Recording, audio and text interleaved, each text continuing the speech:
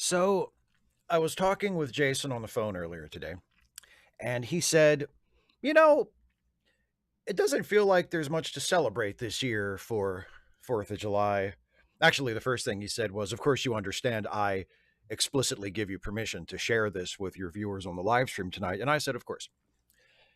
And he said, it doesn't feel like there's a lot to celebrate on July 4th this year, what with Trump signing that ridiculous bill that's going to kick people off Medicaid and cause all kinds of suffering and, send more funding to ICE as if they need it. It doesn't seem like there's a lot to celebrate. He said, it's like the country is an old grandpa who is starting to lose it. He's going senile and he's spending his entire birthday party bragging about all the people he's killed and openly boasting about all the additional people he intends to kill. So, to all of my fellow Americans, from me to you, I just want to say happy birthday to our failing, senile, murdering grandpa of a country. Anyway, hi, everybody. Welcome to the show.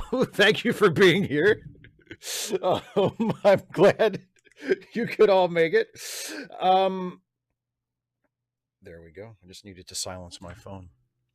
Kirok, no Dana tonight. No Dana tonight. Dana is working, actually. She has a job, a summer job. I think she's mentioned it on our live streams a few times. She has a summer job working security at a theme park near where she lives, and she's doing that. So, yeah.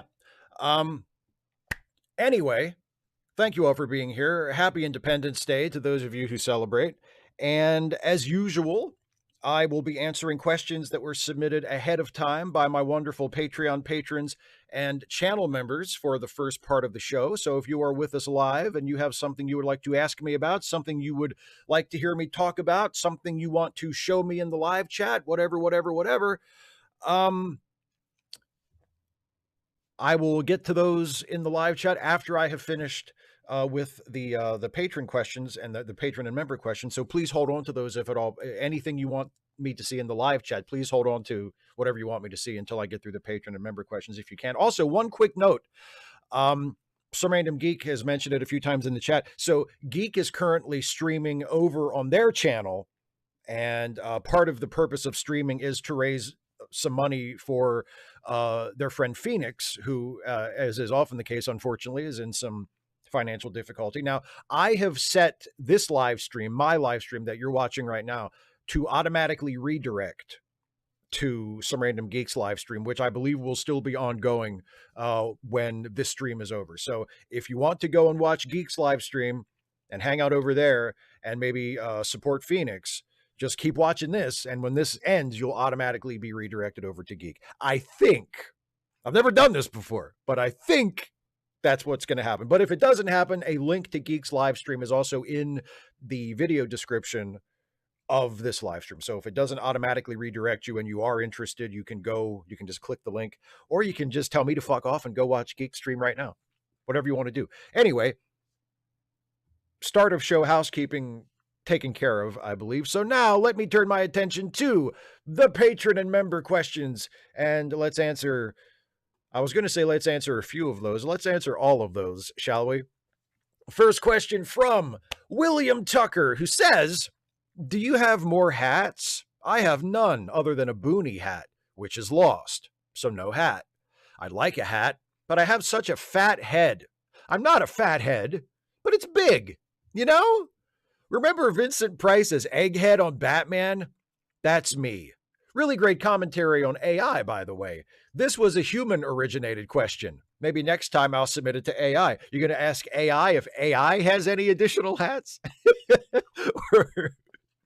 or ask AI if it remembers Vincent Price's Egghead?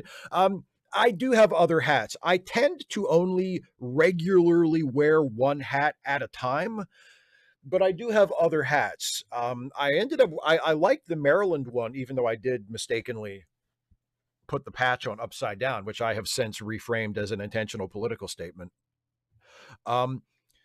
I like the Maryland hat so much that I just wear it all the time, but I also have, a Baltimore Orioles hat that is like I've never worn it. It's like brand new. It's hanging on a peg in my closet door. And then I also have another hat, kind of like this one that I made myself, like just a blank black fitted hat and a patch that I attach on my own that is for the new Hagerstown minor league baseball team. Because of course, for many years I wore a Hagerstown Suns baseball cap, and the Suns were our minor league baseball team. But the Suns, alas, are no more. But Hagerstown, as of last year, has a new minor league ball team um, called the Flying Boxcars. And I have a flying box, a custom made that I just for myself, um, a flying boxcar hat with a flying boxcars patch. And again, never worn it, but it's ready if I ever decide to wear it or if I ever need it. So yes, I do have additional hats. I tend to be a serial monogamist when it comes to hats. Fargrim, to lead, I'm struggling to not grow despondent over what seems like the unarguable rise of fascism in our country. The Supreme Court setbacks are just adding to it as power is being yielded more and more to the executive branch. Any optimistic thoughts you can spare? I have a couple. I'm going to save them until I get to a later question because somebody else asks a similar question a bit later on, and I don't want to just, blow my optimism wad in one shot because it's going to come up pretty soon. I'm not sure if I can reload on optimism, so soon. But I do have reasons not to despair, or at the very least not to give up. And so please hang in there. Hang in there at least long enough for me to get to that other question, and then I can pontificate a little more. Carlisle the Cinephile. Greetings, Steve. I absolutely loved The Dark Knight when it first came out. I, like everyone else, it seems, was blown away by Heath Ledger's portrayal of the Joker. But in recent years, my opinion of the film has soured somewhat. I was 13 when I first saw the movie, and now that I'm pushing 30, I'm a bit more critical of it. It's mostly due to its politics. The film presents torture, the idea that police and politicians should be able to break the law if it makes doing their jobs more effective, and Batman turning Gotham into a massive surveillance state without people's consent being framed as necessary evils that ultimately save the day. And that doesn't sit right with me anymore, especially given the current state of things. Then again, the film condemns some of those things, but it doesn't change the fact that those extreme methods are ultimately what leads to Joker being defeated. Am I reading too much into things? Oh, no, not at all. No, not at all. There are a lot of people that read the movie that way, and I think that's a completely valid reading of the movie, and I think it's completely valid and reasonable to be concerned about that. I have always personally taken the read that the movie disapproves of those things. So I don't like that has never been a barrier to me enjoying the movie because yes, Batman does take a very big, very troubling step in order to catch the Joker. He does cross a really big line by, secretly turning everybody's cell phone into a spy device basically in order to find the Joker. And that's obviously you don't want anybody doing that, whether they're in the government or they're a rich guy who's, carrying on his own one person crusade against crime. Like, nobody should be able to do that and nobody should do that. But I do think the movie recognizes that this is Batman crossing a line, that he is doing something that is morally very wrong, perhaps even morally indefensible. If you think like, yeah, okay, he's doing it to catch the Joker, but like, is even catching the Joker a good enough reason to do that? You could argue that there is no good enough reason to do something like that. But I think the movie disapproves of it, as you point out in your question. But you're also right to point out that even though the movie does disapprove of it, and even though the movie is certainly guiding us to at least take a complicated or nuanced view of these morally questionable choices the heroes make, the movie also presents those choices as effective. And that's always going to be a problem, no matter which way you slice it. Like a movie can say, well, torture is bad, we should never use torture. But if the movie also shows torture leading the heroes to a positive outcome, that's going to be a problem. So, I mean, no, it's a completely valid read of the film. And you're certainly not, I'm not, not to accuse you of being an unoriginal thinker, but you're certainly not the first person to read the movie that way. When the movie came out, don't forget the movie came out in the final year of the George W. Bush administration, and these issues were very much on people's minds, and a lot of people pointed that out at the time.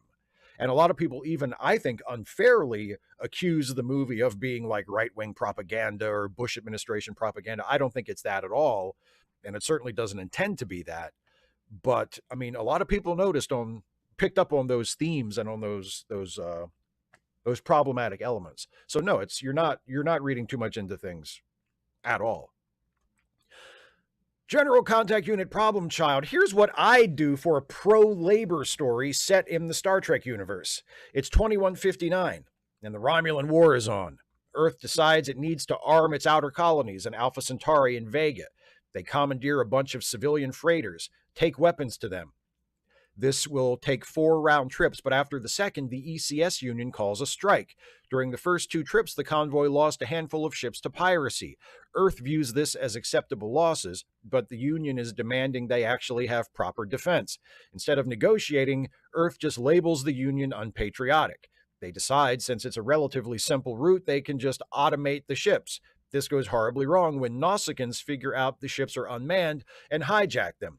The Buran, NX-07, has to fly out and take the freighters back. The human crews of the cargo ships agree to go with the Buran and reman the ships only after the captain of the Buran agrees to escort the convoy per the Union's original demands. Thought?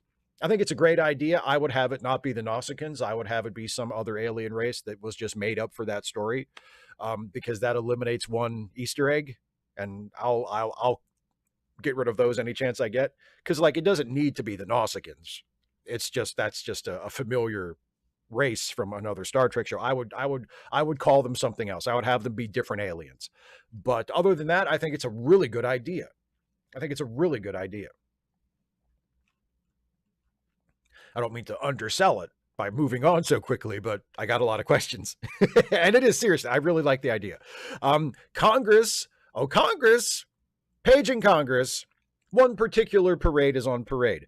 I thought I would be less moody or likely to have the desire to espouse declarative thought about either entire sectors of religion or politics, that the intervening 2 weeks between submissions would aid me in relaxing, allow me some time to be reflective. Ben, we've all experienced these 2 weeks. As I've said, military conflict affects both sides equally. There's nothing wrong with simple colloquial pride, respect for one's country. However, in America, times of, let's call it what it is, war, bring to the surface, in some corners, the perverse scourge which is Christian nationalism. I digress. Speaking of war, why has every U.S. president after George H.W. Bush, the run-up to the Iraq War, skipped or avoided the process of congressional approval related to activities of war? Seriously asking, has any other U.S. president helmed a military parade on Flag Day? Since the current president received 70+ million votes, why did only a few thousand show up for the parade? I think most people thought the parade was a joke. And I think even Trump supporters, I don't know if they were, especially if they didn't live in the immediate area, I really don't think they felt, motivated by, oh, it's a parade. I mean, why have modern presidents, why have presidents since George H.W. Bush avoided congressional approval? Probably because they really wanted to go to war or have a warlike activity, engage in warlike operations without an official declaration of war. We're not really at war, wink. And they didn't, and I guess they were afraid that they didn't have enough confidence that Congress would vote for a declaration. And also because presumably a declaration of war would impose certain limits on what the president was able to do in the carrying out of the war. And I guess they didn't feel like having those limitations to deal with. I mean, I don't think it comes from a good impulse. I think ideally Congress should be required to approve a declaration of war. And if you can't get the votes in Congress, I guess maybe the war ain't important enough to go do.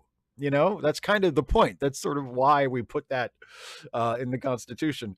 Also, has any other U.S. president helmed a military parade on Flag Day? I mean, I don't know for an absolute fact, but I don't think so.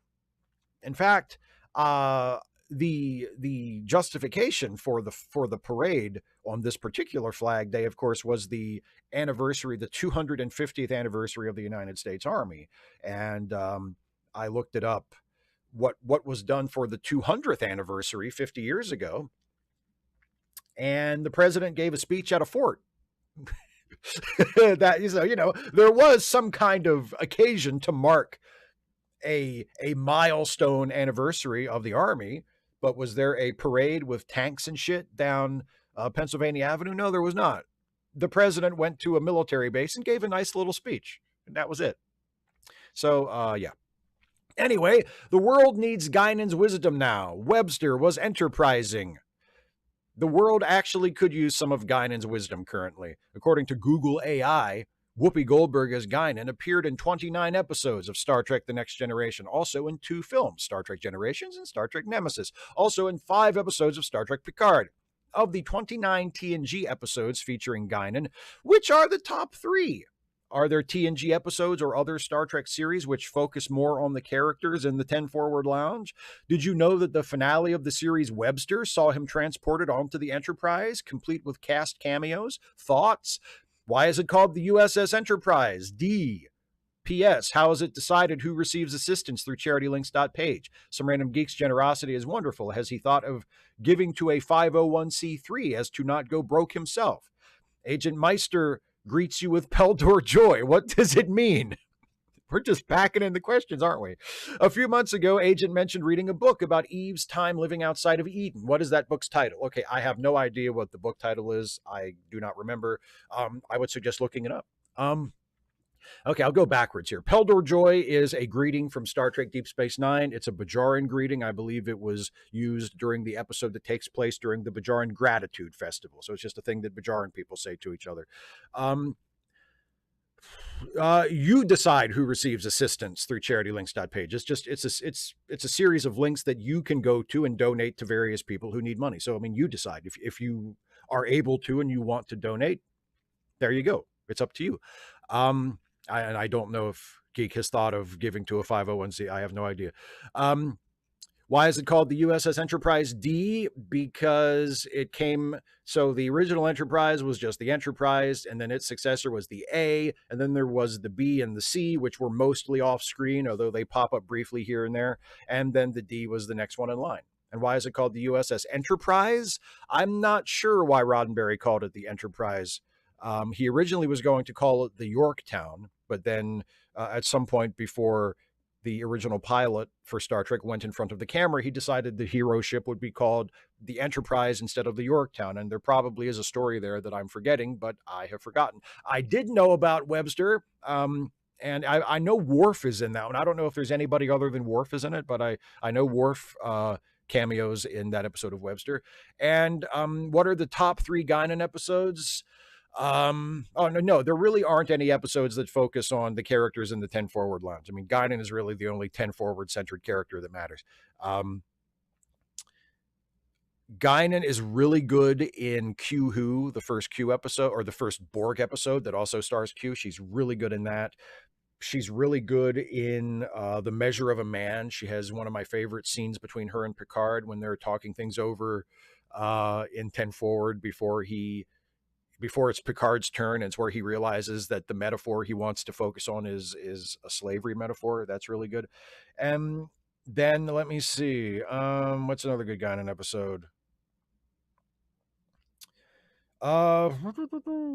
Ensign Rowe. She's good in Ensign Rowe.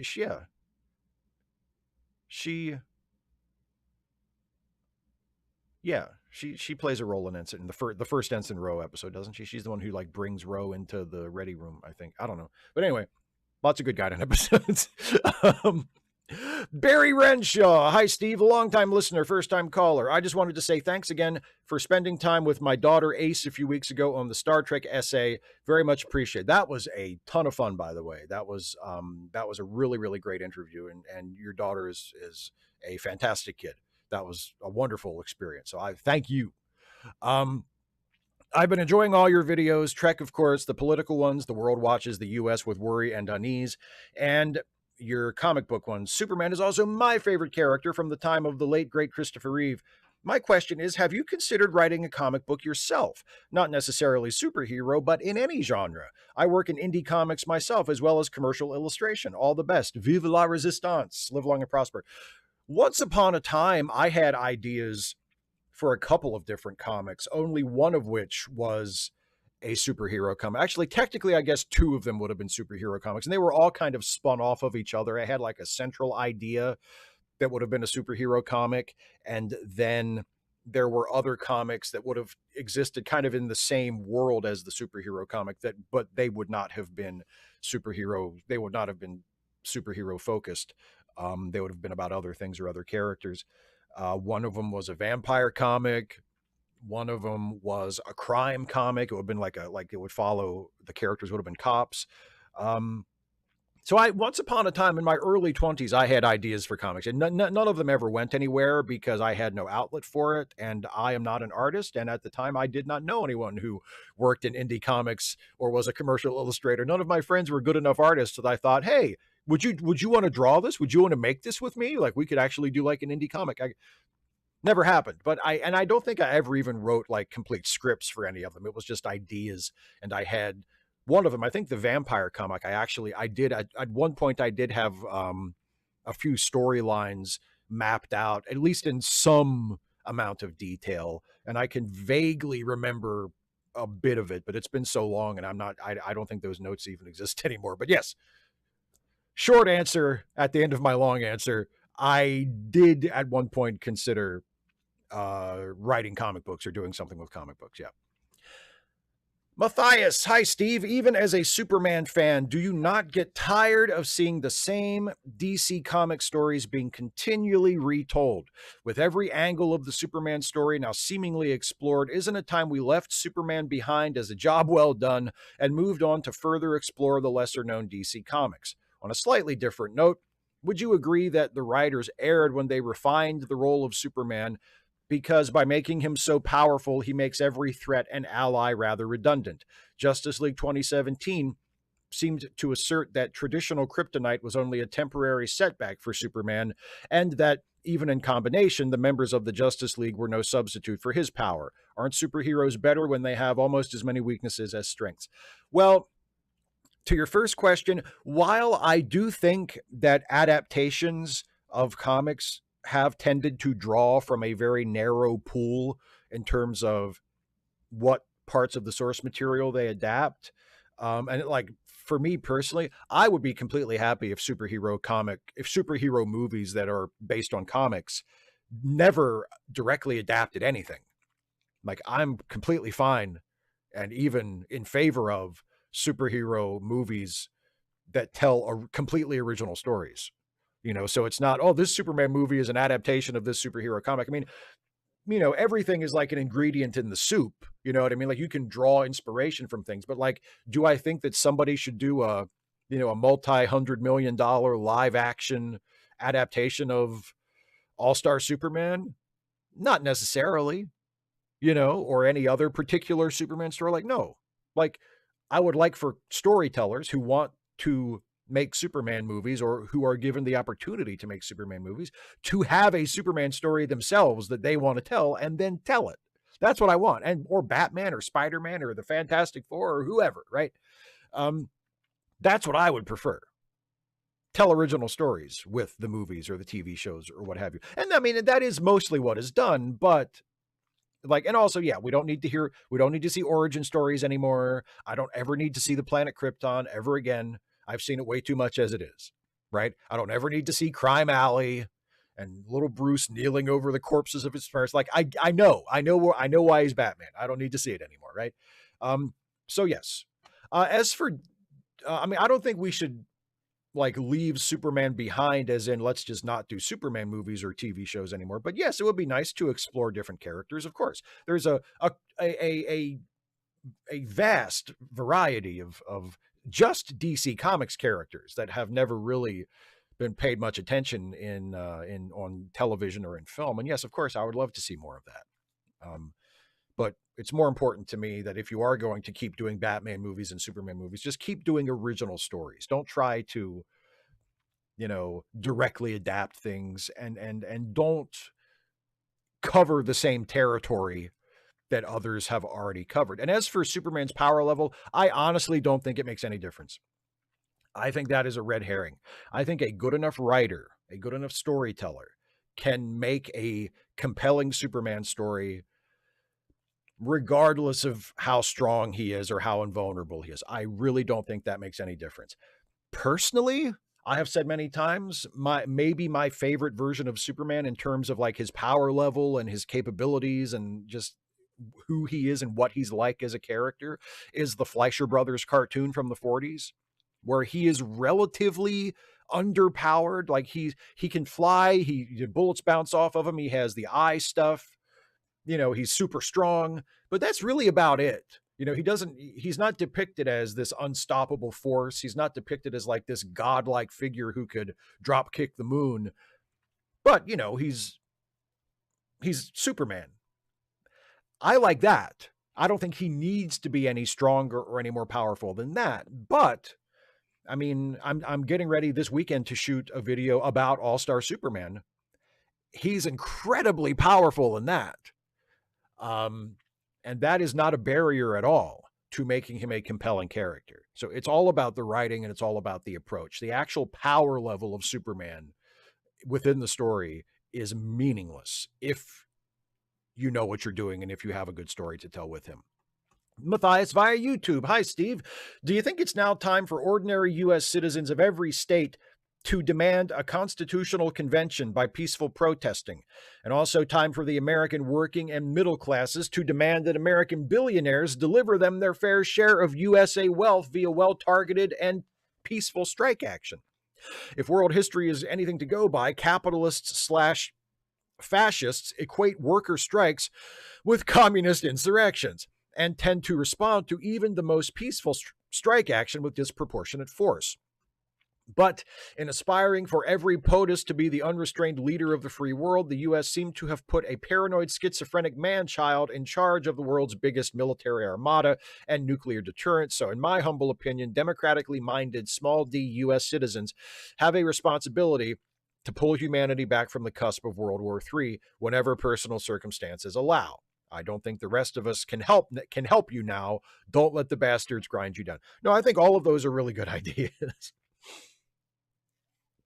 I think protest, I think civil disobedience, I think going on strike, I think taking steps as much as is possible in the current environment to grow and empower labor unions so that if and when they do go on strike, it means more and can hopefully yield more ground and more gains and more progress.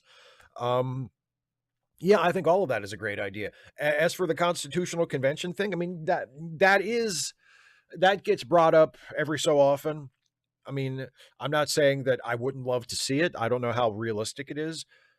For people who don't know, there is a provision in our Constitution that it's basically the other way of changing the Constitution that is written into the Constitution. There are methods of amending our Constitution that are written into the Constitution where the framers said, if you don't like any of this, future generations, and you want to change it, here's how you can change it. Here's the procedure.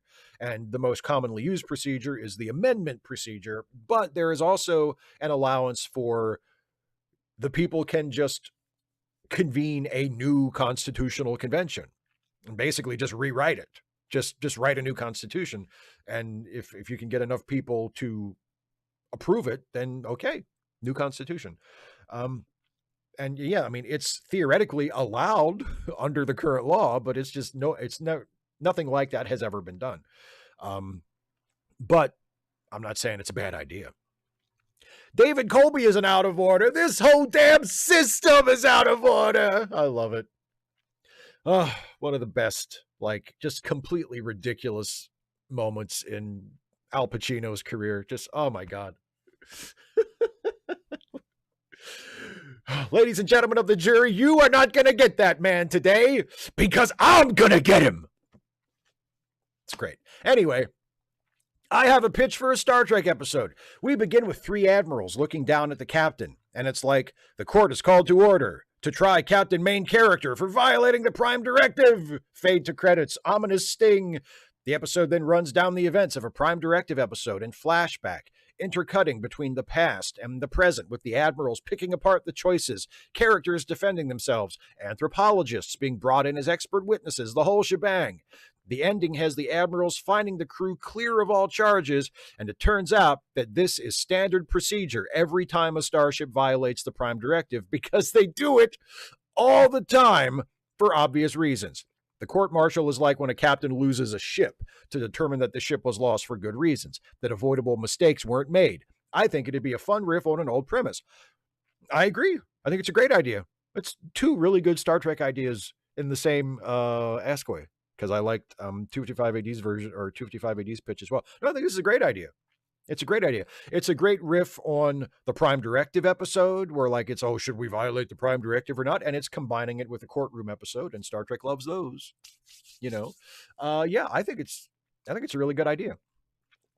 Cast Iron Chaos on July 4th, 1776. The United States of America declared its independence, especially independence from a king.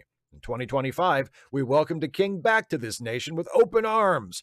This nation was a democracy with laws set by the Constitution. In the past year, these laws have been rejected, thrown out, openly defied, outright ignored, and essentially abandoned as the new king is set above the law and declared free from any criminal charges while in office. He has done everything possible to destroy the Constitution with emergency powers, legal loopholes, and most of all, the other two branches of government let him do it. He rules by decree, and only 7 days ago, the Supreme Court ruled his royal decrees could no longer be blocked by the justice system. He can declare and denounce anything he wants, and no one can stop him. We're living in a new kingdom, and millions of citizens openly embrace him and simply don't care that we're now the subjects of a king. Happy 4th of July. Yeah. That's a good way to put it. I mean, if I wanted to be a stickler for details, I would say the Supreme Court didn't say that courts couldn't block his royal decrees. They just said that district courts, circuit courts of appeals could not make nationwide injunctions, which is still bad. I'm not saying that's no, it's fine, really. It's still bad. Like, if a judge finds that a law or an act that affects everybody in the country is unconstitutional or invalid for some reason, the judge should have the power, pending a review process, an appeal process, to block that, whatever it is. So it's still bad, but it's not as bad as it's described in your question. But no, yeah, everything sucks. Happy 4th of July. Danny K, no relation. Hey, Steve, who's your favorite Star Trek character that was played by the following actors? Jeffrey Combs, Susie Plaxon, James Cromwell, and Vaughn Armstrong. Thanks, hope all is well. Wayun. Oh, Susie Plaxon is tough because, like, I mean, obviously the obvious choice is Kalar, but I really like Dr. Solar. I know we only actually see her like once in season 2, but I really like Dr. Solar. So I'm going to go with Dr. Solar. Fuck it. James Cromwell, obviously Zephram Cochrane. I know he played a bunch of different people in Star Trek, but Zephram Cochrane. And Vaughn Armstrong, again, played a whole bunch of different people, but I'm going to go with the obvious one and say Admiral Forrest from Enterprise. And hope all is well with you too. Lauren, sad but rad, I guess. In your great but still appropriately humble opinion, who's the Star Trek character with the most snark? Or whomever comes to mind as a favorite. Snarky Star Trek characters. Well, I mentioned her episode earlier. Ensign Rose got a mouth on her. I always liked Ensign Rose snark. Guinan has a little bit of one. I mean, she usually presents as more of like sage-like, but she's got some sass to her when she wants to make a point. Who else?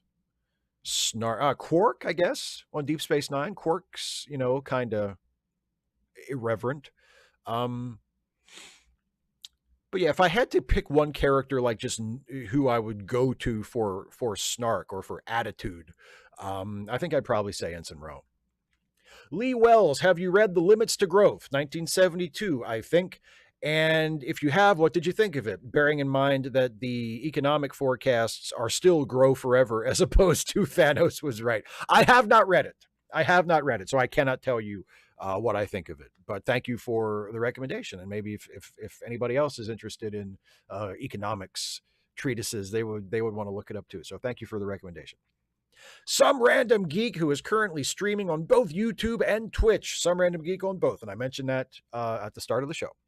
Normally, I would be at work for these Askaways, but this Askaway falls on a holiday.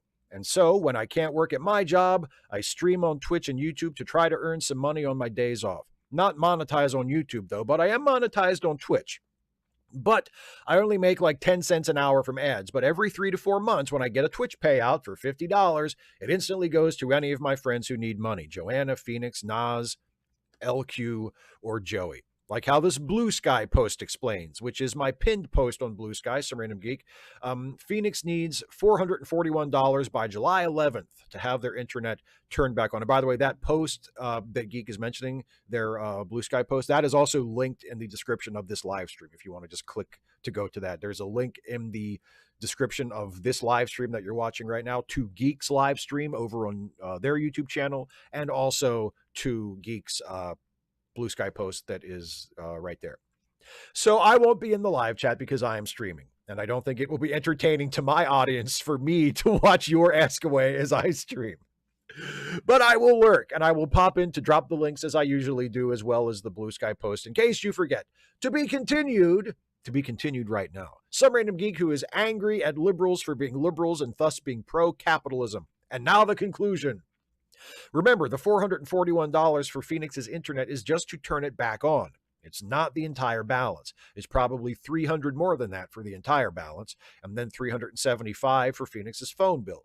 Hence why he asked for $3,000 in their Ko-fi goal. Or Ko-fi. I never know how to pronounce that. Ko-fi? I don't know. Anyway, that one.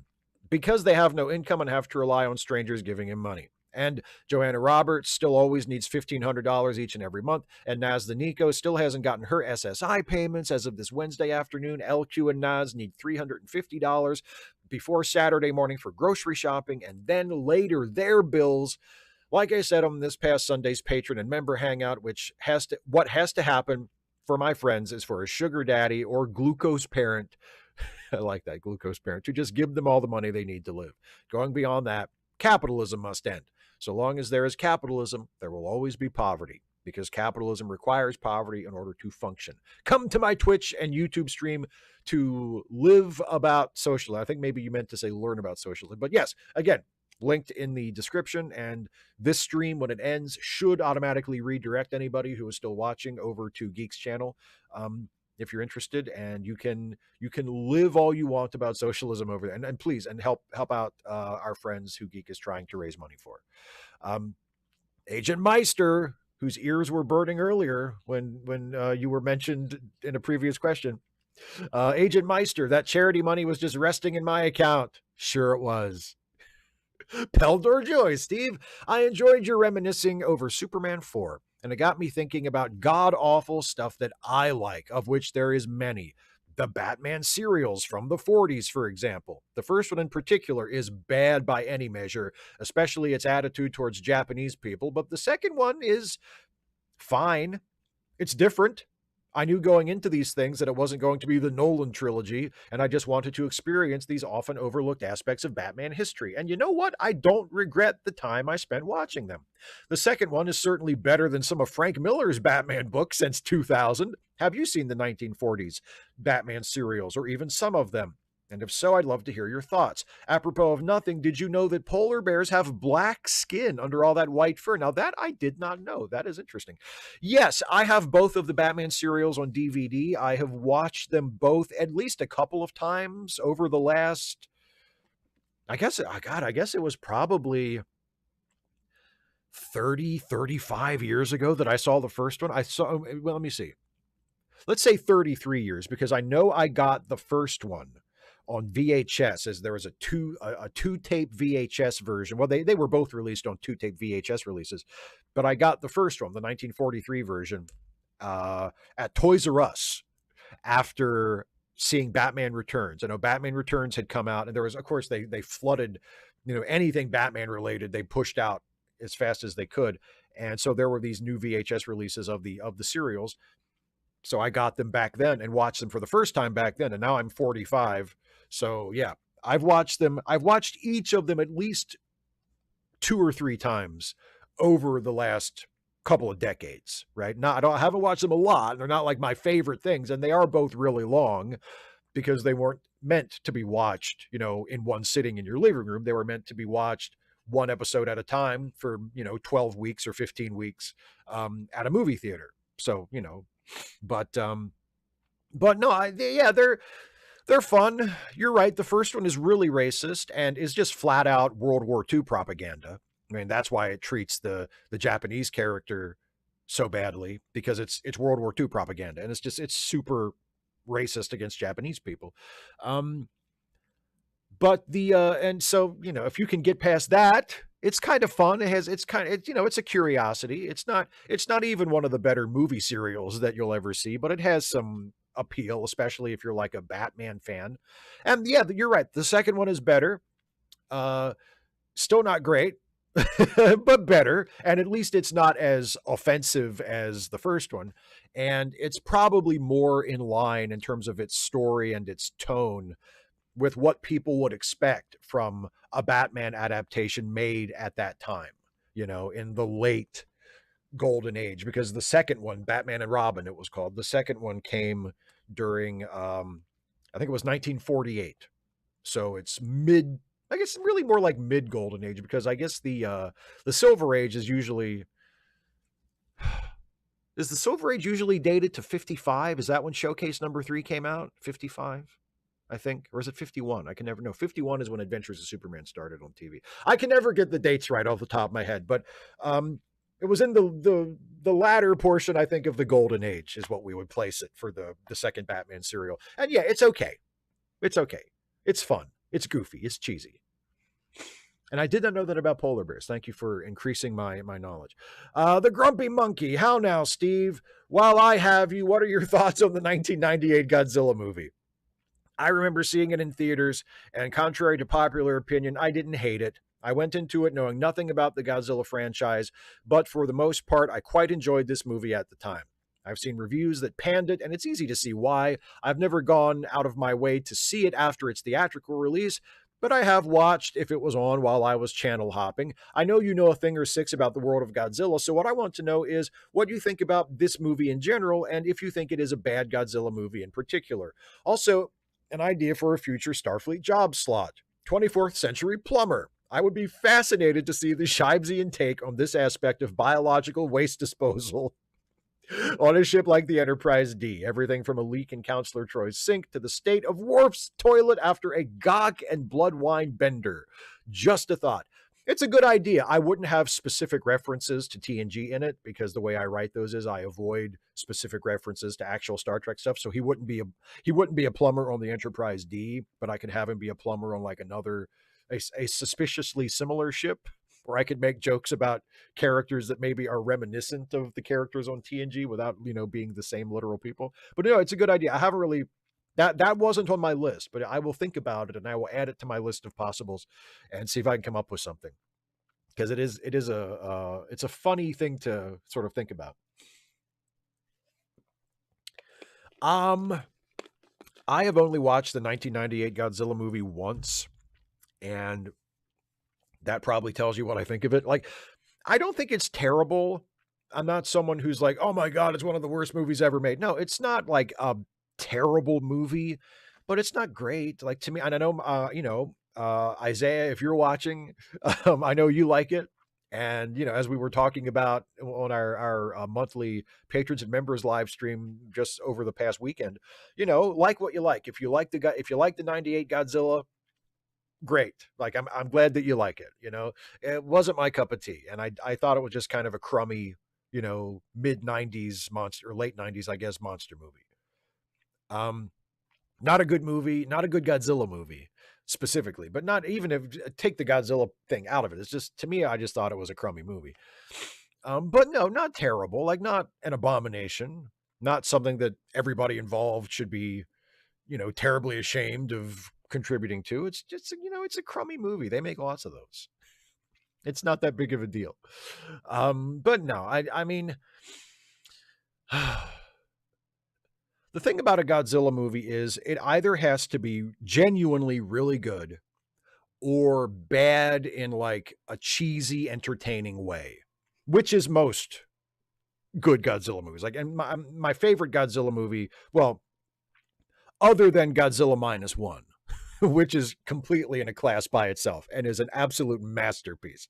Other than that, which really throws off the curve for Godzilla movies. It's like you have like 60 years of Godzilla movies where it's like, it's mostly goofy monster movies, people in suits, it's fun. It's, if it's your thing, it's your thing, and you'll have a great time. And then a couple years ago, here comes Godzilla minus one, and it's like, oh, one of the greatest films of the last, 10 years. And like far and away the best kaiju movie ever made, like to the point where it's like this should have won all the Oscars it was eligible for. Like, this is just not just a good Godzilla movie, but a great Godzilla movie, and not just a great Godzilla movie, a great movie, period. Like, even if you don't give a shit about Godzilla, watch Godzilla minus one and tell me that you don't feel something. Like, it's just amazing. So take that off the table because that skews the whole thing. Other than Godzilla minus one, my favorite Godzilla movie was Godzilla versus Megalon, which is a bad movie by conventional standards. Like, it's a bad movie, but it is so much fun. It's so goofy and silly and dumb. And Godzilla slides on his tail during the fight with the other monsters. And he's joined in his fight by a tag team partner, which is a robot named Jet Jaguar, who starts out just ordinary human size and then grows to Godzilla size just because he wants to. Like, oh, he reprogrammed himself to increase in size. Oh, good to know that's a thing you can just do, right? It's a ton of fun. It's goofy, brainless fun. And that's what a Godzilla movie has to be if it's not going to be like genuinely good. And I don't think Godzilla 98 falls into either of those categories.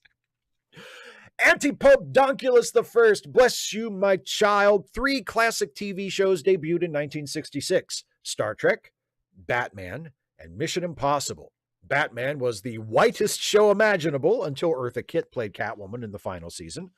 The show featured no black characters, not even a henchman wearing a t-shirt labeled Token. Star Trek, of course, receives enormous credit for featuring a black woman as a valued member of the bridge crew. At the same time, though, Mission Impossible featured a black man, Barney Collier, played by Greg Morris. Morris appeared in nearly every episode over the series' 7 seasons. Collier was the well-respected technical genius of the team, and the show rarely, if ever, made note of his race. In many ways, the colorblind 1960s of MI was as radical and far-fetched as the final frontier. Why doesn't Barney Collier in MI get the kind of recognition as does Uhura and Star Trek? Also, R.I.P. Lalo Schifrin, composer of the Mission Impossible theme song, which is objectively the best TV theme song. I think the reason is that Mission Impossible has not had an incredibly obnoxious fan base singing its praises for the last 60 years like Star Trek has. And I mean, I'm part of that fan base, and I have contributed to that singing of the praises. But yeah, I mean, Mission Impossible isn't a franchise in the same way that Star Trek is. There is the Mission Impossible TV show, which at the time was way more successful and way more popular than Star Trek. And then there are the more recent Mission Impossible movies, which have, sort of attracted their own fan base. But how many fans of the Tom Cruise Mission Impossible movies then went back and watched the original TV show? I'm sure some have, but probably not nearly as many. There's not nearly as much continuity there as there is in Star Trek. And Star Trek fans, again, rightly so, because Star Trek, this is a really important part of Star Trek, and Star Trek deserves praise for this, for featuring characters of color, for having stories with themes about equality and tolerance and all of that. Like, that's part of what Star Trek is. And it deserves to be celebrated for that. And I'm glad that it is. And I'm glad that fans of it, for the most part, recognize that and value that and want the show to get credit for that. But, why does Star Trek get all the credit and Mission Impossible gets comparatively less? Because Mission Impossible doesn't have the massive obsessive fan base I think that's a big part of it. Captain, hey now, Steve, have a very Mecca Lecca High Mecca Heine happy Independence Day to you and everyone here today. Thank you very much. It recently dawned on me that I can use this as a vehicle to make you say whatever goofy nonsense I can conceive, within reason, I'm sure. I promise to wield this power in a mostly not unresponsible manner. So you're taking the Dana approach. Because whenever Dana is always very nice and always takes it upon herself when we do our live streams together on Wednesday to remind people to become patrons of my channel, and that whenever there's an ask away that week, to send in a question if you're a patron or a member to ask away. And Dana always describes it as, you can write things and then Steve has to read what you wrote. Make Steve say things. So I'm glad that Dana's rather idiosyncratic view of what ask away is rubbing off with some other people. On to my question. You seem to keep yourself very well informed on current events. I've been thinking I need to stay better informed myself. So I was wondering what you use as your primary news sources, other than Fox News, of course. I'm sure everyone here knows that's one of your favorites. If you're not looking to publicly endorse any specific services, that's understandable. But if you are willing, I'm interested. On a related note, what are your feelings on keeping your news sources as unbiased as possible? As always, thanks for everything you do. Stay frosty. Whippity bibbity zip bang. Enjoy the fireworks. I don't really have a single specific news source that I go to all the time. I mean, I listen. I am now officially middle-aged and a white man, so I listen to a lot of NPR. So NPR is a big news source for me. As far as like the printed word, I read news from the AP. I read headlines from the AP to kind of just keep up with, what is actually happening. And of course, I follow people on social media and I pick things up through that. I have the news app, the Google News app on my phone that, gives me notifications once or twice a day if something important happens, and I can access various news sources through it. So, I mean, not really one specific source, but multiple ones. And I really don't closely or regularly follow a news source that I think is biased. Like I said, the AP and NPR. NPR is accused of being biased by people on the right, but it's also accused of not nearly being biased enough by people on the left. So I really don't. I have been disappointed at times in NPR's news coverage, but for the most part, I have never found it to be a consistently biased news source. I don't think the AP is a consistently biased news source. I think it's fairly, just the facts, ma'am, sort of thing. And yeah, you're joking about Fox News. I don't read Fox News. I don't pay any attention to Fox News nor any other, hard right news source, nor do I really pay that much attention to explicitly leftist or progressive news sources. I go to progressive websites sometimes like for commentary or to hear or read what certain people have to say about things, but as a news source, no, not really. Brian Baker, Steve, a very happy Independence Day to you and your viewers. With the passage of the BBB, those who voted for it are basically saying we have our homes, cars, yachts, and toys, and you poor people will have to get your own necessities to live. The document known as the Declaration of Independence states that all men, pronoun problem, are created equal and endowed for life, liberty, and the pursuit of happiness. I think that food, housing, and medical care for all would make a lot of people happy, let alone live. So why do our elected officials have such a problem with people who receive assistance? Why is the current government so anti-poor that cuts to public welfare are necessary for another attempt to trickle down economics? How stupid and out of touch are the representatives in government that they don't realize how much everyone is hurting? Have a great day. Enjoy your weekend. And Bernie Sanders, bless the United States of America. I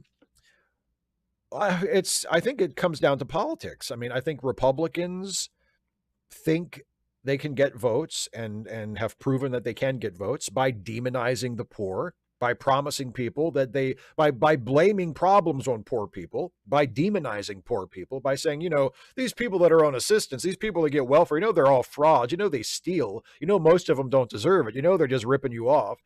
But don't worry, you put us in there and we'll take care of it. We'll kick all those undeserving poor people off, and then they won't be wasting your tax dollars. It's a villain. It's a scapegoat. And then the problem from the opposite side is the Democrats have become so cowardly that they are afraid that if they take up for the poor too much, well, then that will alienate people. And then they'll be the ones that are, what, you're in favor of welfare fraud? You're in favor of, people scamming the system, et cetera, et cetera.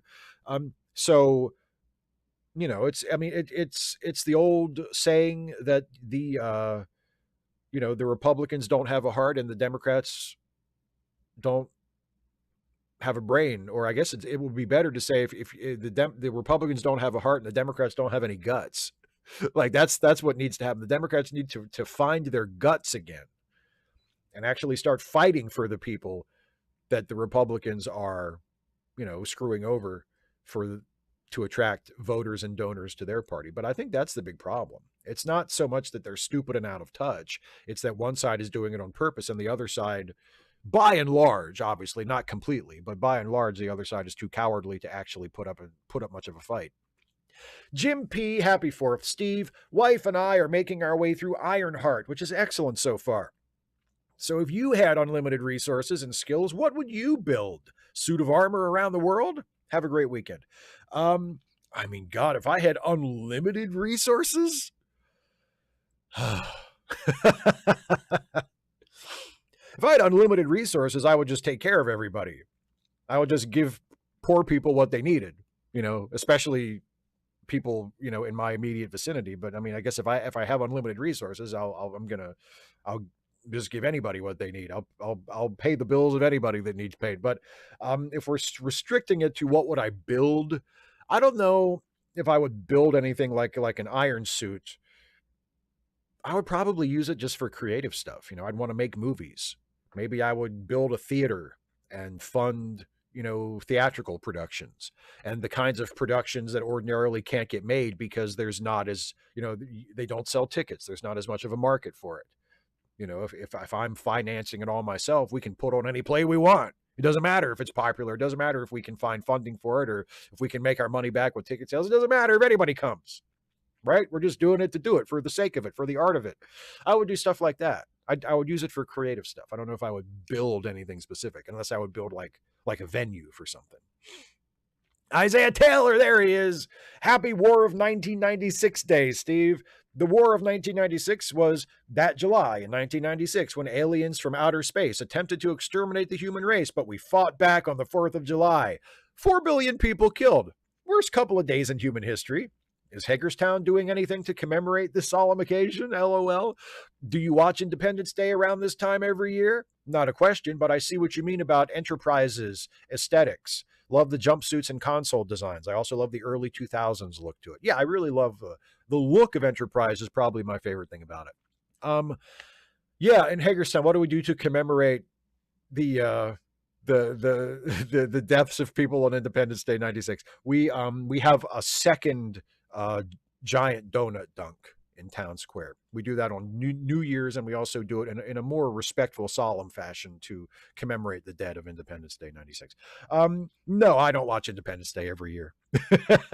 In fact, I think I watched it again, I think last year, because I finally got around to watching Resurgence, the sequel to it, after several years after that came out. And before I watched that, I went back and watched the original one just to kind of refresh my memory. And I think that was probably the first time I had watched it in 20 years, if not even longer. I like Independence Day. Actually, no, I think no, it wasn't that long because Jason and I did it for late seating, so I watched it for that. But before that, I don't know. It's not one of my favorite movies. It's fine. I don't have anything against it. It's a perfectly good popcorn movie. But no, I don't feel compelled to watch it every July 4th. JDC is not watching the news. Hey, Steve, so what's up with all this Star Trek is dying that we see in the entertainment press? I don't really see it in the entertainment press. I see it in like bloggers and people who write for clickbait sites who are trying to get people's attention. Is Star Trek dead? Is Star Trek dying? Is this the end of Star Trek? It's not, I don't really see like serious entertainment journalists or entertainment, commentators writing about it. I see like people who write for clickbait sites or people who want to stir shit up on Reddit or, Twitter or something talking about it. I think it's kind of silly, given all of the new Star Trek that is currently in various stages of production. No, I don't think it's dying. And especially in this modern age where movie studios are so obsessed with their established intellectual property. I mean, even if Star Trek was in some kind of, creative slump or it was waning in some way or another, I don't think Paramount is going to let it die. Like that's an arrow in the quiver of the studio. That is a well-known property that the studio has control over, that there is already an established bankable audience for, that, and it has proven a time or two in the past that it can even have broad appeal. Now that hasn't happened for a while, but it's theoretically possible that you could do a Star Trek thing and it might actually attract a larger audience than just the Trekkies. So with something like that in their portfolio, Paramount's never letting that die. They might give it some time off. They might eventually get to a point where they have to go back to square one and regroup and start it over in some way. But they're never going to let that die. They're never just going to say, we're done making Star Trek forever. That's never going to happen.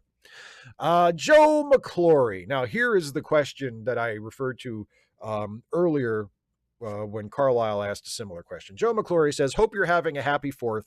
For me, it has the vibe of the first birthday of a loved one after they passed. No celebration, just bittersweet memories of better times. Do you feel the same? Any words of encouragement as the new king proudly sets law in defiance of the will of the people? So here's my word of encouragement. And this ties back into a couple of other questions that people have asked about this as well. My word of encouragement is remember what the first Independence Day was about. Remember why we have something to celebrate to begin with. Because Americans overthrew a tyrant, because Americans changed their government from living under a monarch, from living under an autocrat, to something that was at least more democratic. Now, we all know the problems with the Constitution in its original form. We all know the problems with American society, up until this day, but especially back then. Like, it was a far from perfect place. Not everybody, there were millions of Americans who were denied basic rights. Slavery was a thing. Women couldn't vote. It was not good, but it was more democratic. And it was a start down the path of, let's try to make this a better country. Let's make this a country of the people. And I'm sure when independence was declared on the first July 4th, on July 4th, 1776, I'm sure there were a lot of people in America, whether they supported it or not, who didn't really believe that it would ever happen, who felt like, okay, we're going to go to war with Great Britain, at the time, the most formidable empire on the planet. And what? We're going to win? But then that's exactly what happened. And we had some help, but still, that's exactly what happened. The United States won and won its independence. So it seems to me that that was a far taller order than what we have before us today. And I don't say that to make it sound like the threat of Trump and the Republicans is not worth worrying about. I certainly don't say it because I just want people to relax and just say, just wait for things to turn out better. Like, no, we need to be involved. We all need to be paying attention. We all need to be involved. We all need to be a part of this in whatever way that works for us. We have a lot of work to do, and it's a formidable challenge. And there are very, very serious threats facing us. But no Just as no progress is permanent, no setback is permanent either. And this is a mountain before us, but it is a mountain that if we all get together and we're all moving in the same direction, we're all helping each other, it's a mountain that we can climb. So yeah, those are my words of encouragement on July 4th. And I hope that helps somebody in some way. Air One Fire, hi Steve. Are you getting the same impression as I am that some people on the left think liberalism is a worse enemy than conservatism? As if they're fighting to destroy liberalism and that's supposed to be the only way to make things better. Where the truth is, if you take your country as an example, whenever Democrats are in power, things are measurably better than with Republicans. If your run-of-the-mill Democrats consistently held power and didn't have to worry about Republicans fucking everything up every few years, each time worse than the last, life for everyone, including the most disadvantaged, would be better than it is now, and might even be getting better over time. I'm talking about modern Democrats. Of course, it would be even better if progressives were in power, but it wouldn't be some unbearable hellscape if it were regular liberals. Fighting liberalism or capitalism in general instead of conservatism is like smashing yourself in the face with a sledgehammer. Best wishes. I agree. And what I have often said, and I'm certain, I mean, I'm not the first person to say this, I don't have that many original thoughts, but I have often said to my friends who are further to the left than I am, who do seem like they are just as eager or even more eager to attack liberals than to attack conservatives, is who would you rather be fighting against? Would you rather be fighting against right-wingers, or would you rather be fighting against liberals? Because if you perceive them both as enemies, let me put it another way. Would you rather be fighting for the causes you believe in? For the abolition of capitalism, for the abolition of the state itself, in some cases for people on the very far left who are anarchists. Would you rather be in that position and fighting for those things that you believe in a country that was run by liberal Democrats or in a country that was run by conservative Republicans? Because as you point out in your question, even if you as a far leftist have fundamental serious disagreements with liberals and with Democrats because they still support a capitalist system, because they still support a government that you consider to be fundamentally unjust, because they are not sufficiently radical in their desire to change things for the better and to help the less fortunate, because they fight to defend what you consider to be an inherently immoral system, like all of that. Even with all of that in mind, it's kind of hard to deny, just purely on a factual basis, that life for more people is better when the Democrats are in charge than when the Republicans are in charge. It doesn't mean that there aren't still people left behind. It doesn't mean that there aren't still people who are mistreated. It doesn't mean that people aren't still going to get fucked over or fall through the cracks or have certain, struggles that they shouldn't have to face, but that they still do. Like, that's not the point. On an average national view, things would be better for more people if the Democrats were in charge than if the Republicans were in charge. To me, that's just a fact. That's just a fact.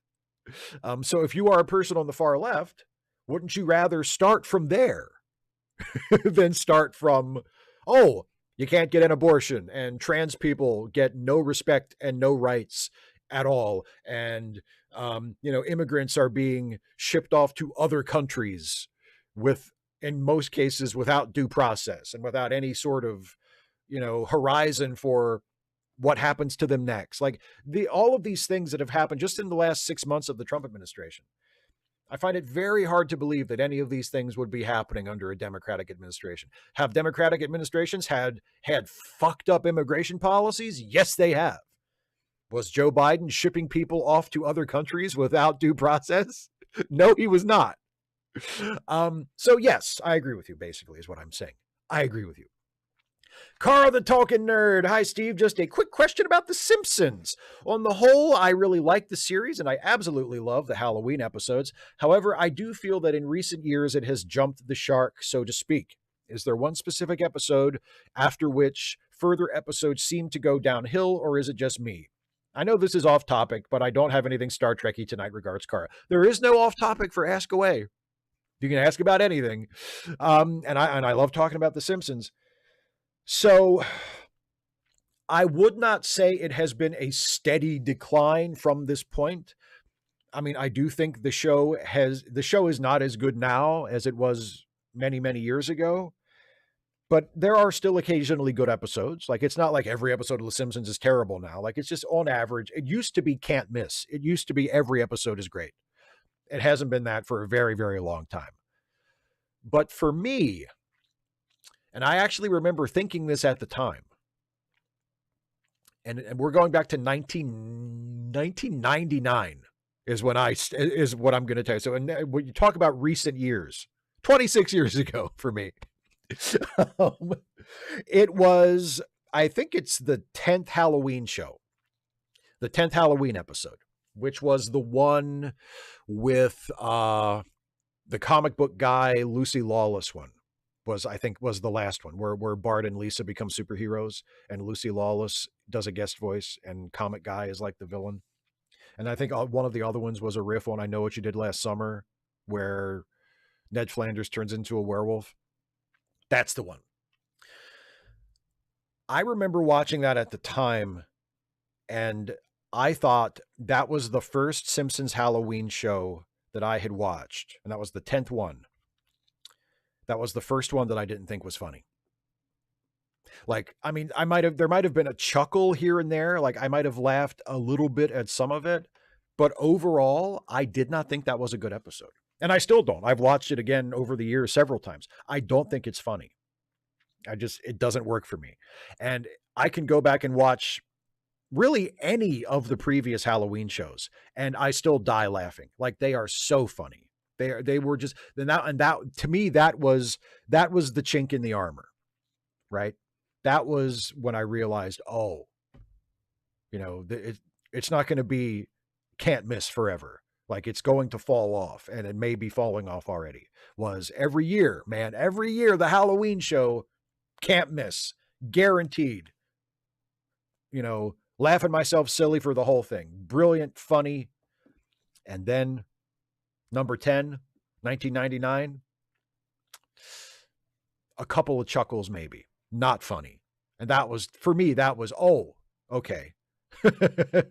That's, this is what, there's going to be a decline, and I have seen the first sign of it. So yes, that for me, it was Halloween special, Treehouse of Horror, number 10.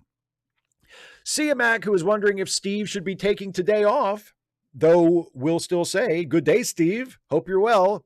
What else am I going to do? I started my new job on Monday. I've known several of the team a long time, good folk, look forward to working with them, plus there's mutual respect, so that's good. In other news, the largest municipal union in Philly went on strike Tuesday and remains so as of this writing, 4:30 p.m. Friday.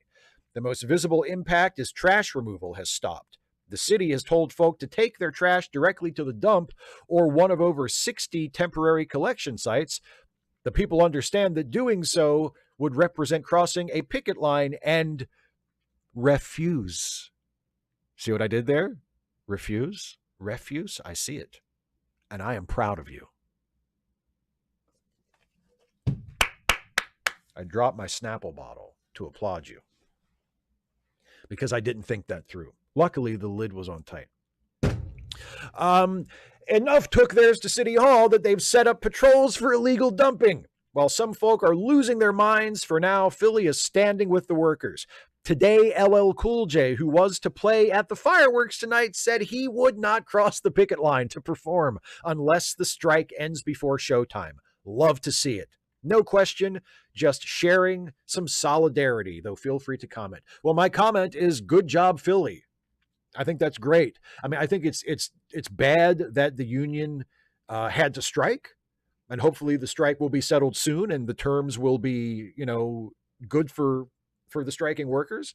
But since they did have to strike, I'm glad to see the solidarity, not only from the people of the city, but from celebrities like LL Cool J. That is awesome. And yeah, that is very encouraging. And I wish them the best of luck. I had heard about this. One of the news podcasts that I listen to in the morning after my alarm goes off mentioned the Philly municipal strike, and I'm rooting for them. I'm pulling for them. I hope they get every goddamn thing they want. Maggie Sermonara, like the air you breathe. Hi, Steve. I hope that you are well. I may have missed one or two of your political vids this week. Things have been crazy. Just got a fence this week. We'll be having my deck redone in a month. Stuff, you know? Mm-hmm. Oh, yes. I always catch up because you always have something to say. I just want to clarify something. When I asked if you wanted to go to the protest, I was suggesting as potential friends. I'll be 63 in 2 days. Happy birthday. And I've learned some things about myself. I'm not in the market for a romantic relationship. I value smart, funny people who light me up. Not to say that I don't find you attractive. I just really value people that I click with. And though I don't know for sure, I have an inkling we have common interests. I know you're busy, as am I. I just thought it would be nice to take a hike with you, watch you climb a tree.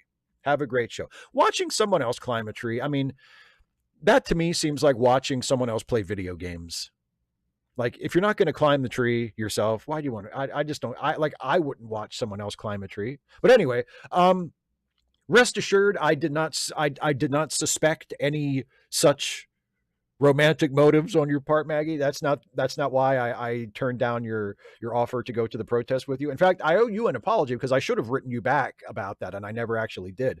I just kind of left you hanging. But no, I'm just not really looking for anybody new to hang out with. I don't say that like to be a dick, not to you or to anybody. Like, I'm really happy right now, just mostly being left alone. Like, I have found since my wife and I separated and got divorced, which is about 5 years ago now, and I've been living on my own. And this is the longest period of my life where I have lived on my own. Like, no parents, no girlfriend or wife, no roommate. I'm just living on my own. And I have to tell you, I fucking love it. And I really like just, being able to do my own thing. And for the most part, I'm happy doing that. So, I appreciate the offer. I appreciate the interest. I'm glad that I seem like the kind of person you'd want to hang out with. But for the most part, I just like being alone.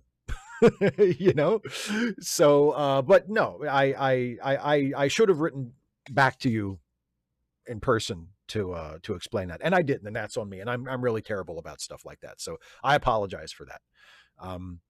But thank you very much for your interest and for saying nice things and for being a supporter. I really appreciate that. The Worried Westerner. So the big, beautiful bill passed. On a scale of 1 to 10, how worried are you? I mean, I really don't know what number I would give it. It's not a 10, but it's definitely not a 1. I mean, it's not good. I resist quantifying unquantifiable things.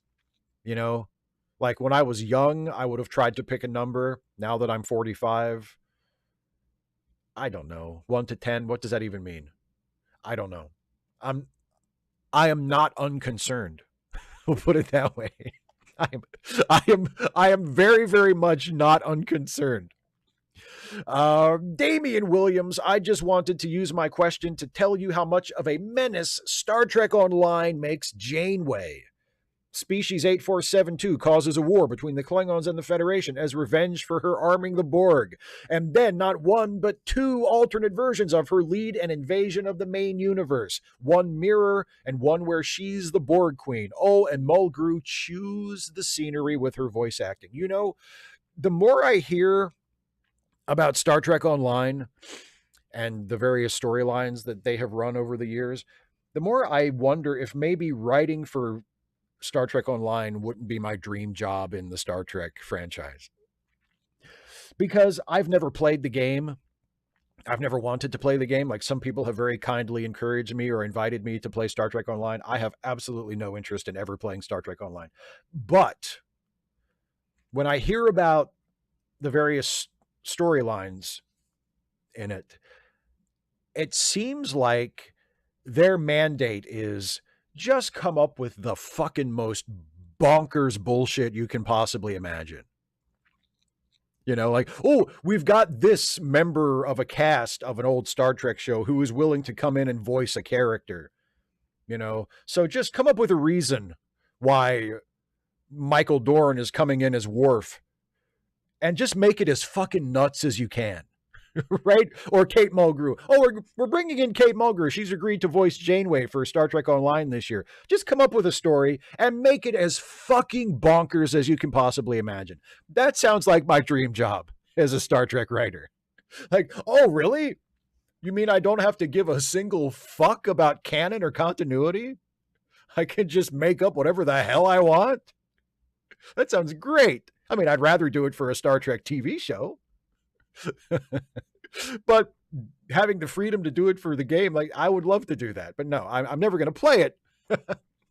But writing it, coming up with the stories, and thinking, how can I make this one more off the wall and zany than the last one? That sounds like a hell of a fun job. And finally, Russell. Hey, Steve, so a random question that has been popping up a lot, and I know you to be a fan of the DC universe, specifically Batman, and what may appear as a simple question to some, it's complex to others. My question, do you consider Batman a vigilante?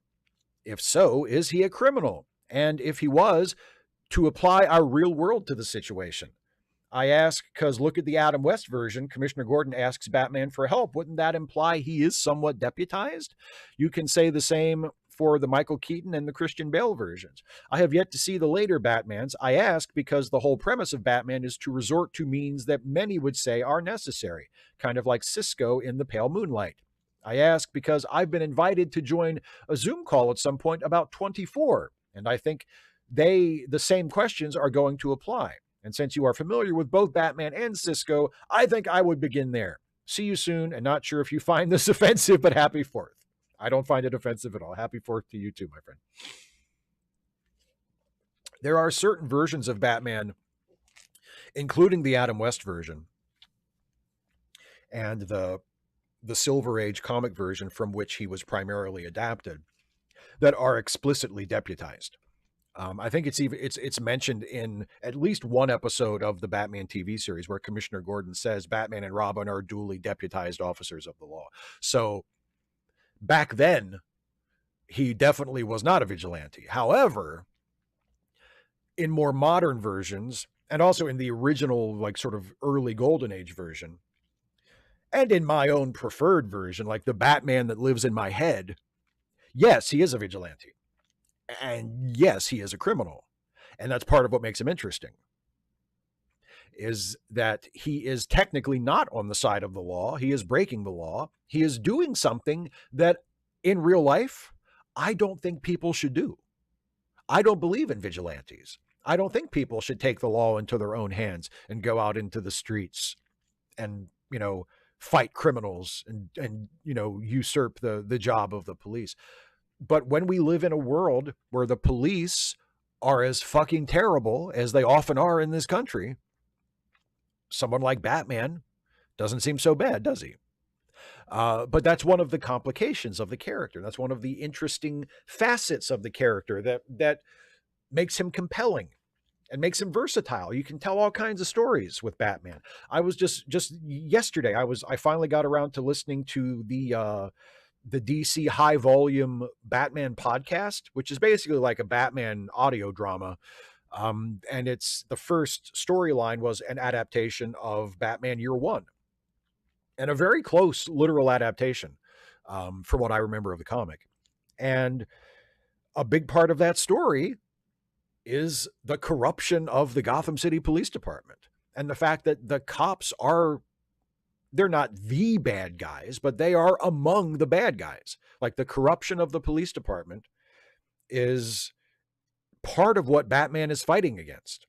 And Batman and the cops are direct opponents, not just because Batman is a vigilante and he's breaking the law and it's the cops' job to, you know, bring lawbreakers to justice, but also because when Batman is fighting other criminals, especially, like, you know, people connected to the mob, He's fighting the people who are actually the allies of the cops.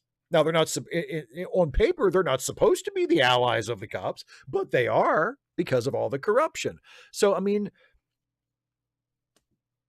the fact that Batman is operating outside the law, but at the same time, within the context of his story, he may be one of the more positive figures as far as that goes. Like, that's just interesting, you know?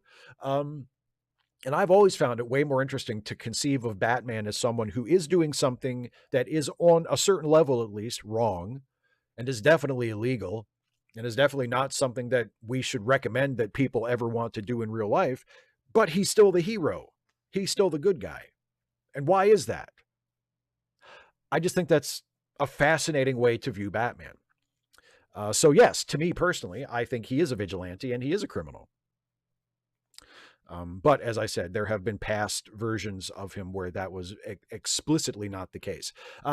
That's it for the patron and member questions. I'm about to turn my full attention to the live chat. Actually, let me go ahead and take care of this right now. My live chat widget has died on me, as it often does recently. It's really not been behaving itself lately. So let me repair that. And then we'll watch a Stuffy short. And then I'll come back and devote my full attention for the rest of the show to the live chat.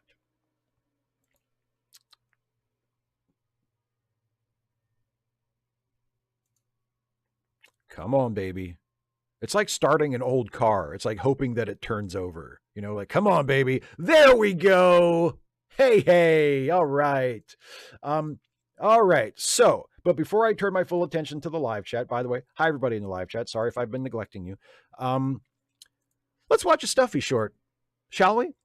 This is a brand new Stuffy short that will go live as a standalone YouTube short on this channel tomorrow. But because you are kind enough, and may I say discerning enough, and of sufficient taste in your live stream consuming, to be watching this live stream right now, you get to see the new Stuffy short right now before anybody else. So please do enjoy this brand new Stuffy and Friends short.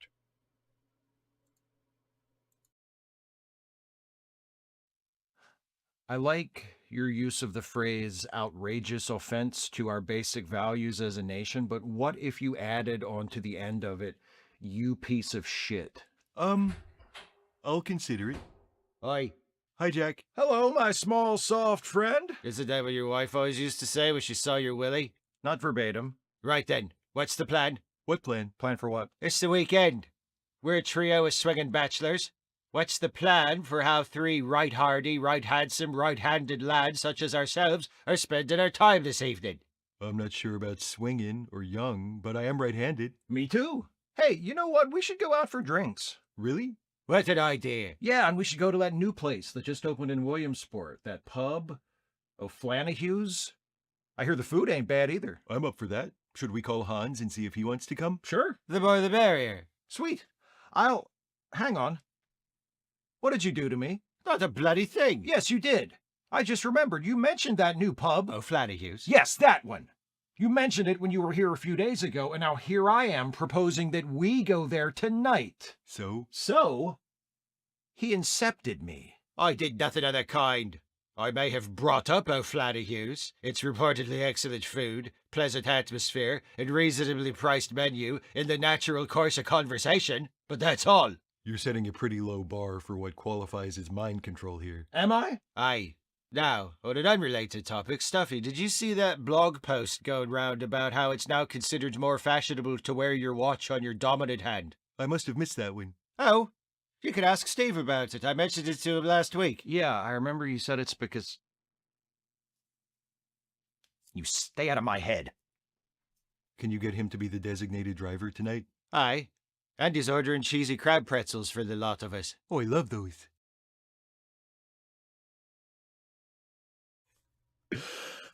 There's your Stuffy short, everybody. All right, let's turn now to the live chat and see what's going on. Hello, everybody. I just saw this from Barbara. Barbara Openhope says, my husband and I watched the Stuffy short last night with the Fallout Boy reference. He doubled over laughing, so very well done. I'm glad that presumably both of you enjoyed it. Thank you for watching the Stuffy shorts. Somebody asked if I have a Twitch channel. I do not. Kirak, you are correct. I do not game, at least not regularly. Like, I have played a video game or two in my time, but it is not a regular hobby of mine. I want to acknowledge Debbie threw in a super chat. Thank you very, very much for that, Debbie. And here's a member message just now from Damian Williams, who says, more STO fun. They explain who Future Guy is, and he's the player's fault for accidentally blinking his wife out of existence with Krenim Tech. Oops. You know, I feel like that might be depending on whether these things like come as like an edict from on high, or whether it's just the product of like, you know, just what the interests of the writers are. But I do know enough about like various storylines in Star Trek Online. It does seem like a lot of it is devoted to answering unanswered questions from, you know, more canonical versions of Star Trek, or like going back and revisiting things from the past, or, you know, doing like sequels to famous stories and stuff. And I would not want to do any of that. Like, if I was a writer for Star Trek Online and somebody said, hey, we should do a story where we explain who Future Guy is. Nope. Like, I mean, I don't care. I don't want to. But if you say, oh, Jonathan Frakes wants to come back and voice Riker, okay, let's come up with the fucking dumbest, most ridiculous possible reason for Jonathan Frakes to come in and play Riker in this video game, and we'll do that. Like, that would be my goal. Not, you know, hey, I wonder whatever happened to Armis. I don't fucking care. I'm not writing that. Who gives a shit?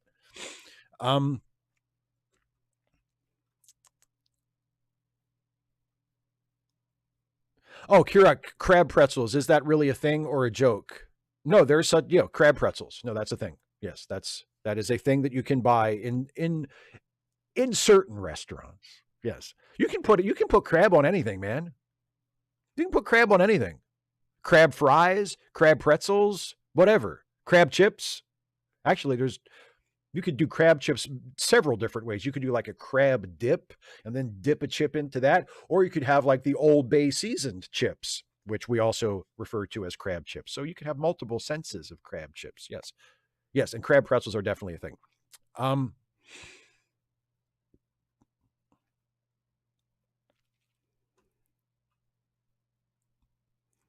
Paul O'Kelly says, a follow-up to an email I sent to the link on your YouTube. Are you aware of the possibility of the U.S. competing in Intervision, song contest held in Russia this September? No, and to be completely honest, I'm not interested. I don't care. You know, so Intervision, so it's like the Russian version. Is it similar to Eurovision? Because I don't care about that either. I was invited to some friends of mine used to do like a hangout kind of thing where they, and I think they still do it, where they watch videos together and we kind of comment on it and sort of make fun of it. And there was one where we watched Eurovision videos, and I mean, I think I left after like 20 minutes. Like, I just found it so incredibly boring. I don't care. So no, I didn't know. Oh, C-Mac, yes, exactly. Thank you. Armis is my penis. Well, but he was. See, we don't know what happened to him after that. See, he was still left on the planet, you know.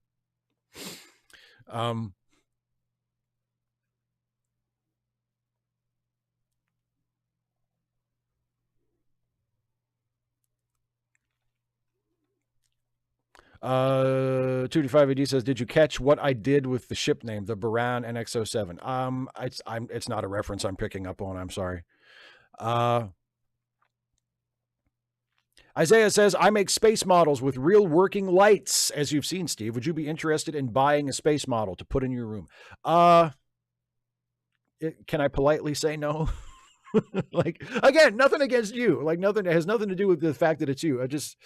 I think I have enough models. I don't really need another one.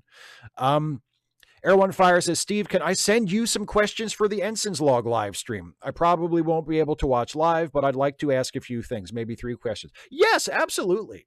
Yes, absolutely. Manic Anti-Fascist says, hey, was Jack McPherson voted Pope? No, he was not. No, Pope Leo is the Pope. No, Jack was not voted Pope. Don't mention it around him. Like, he's fine about it as long as you don't bring it up.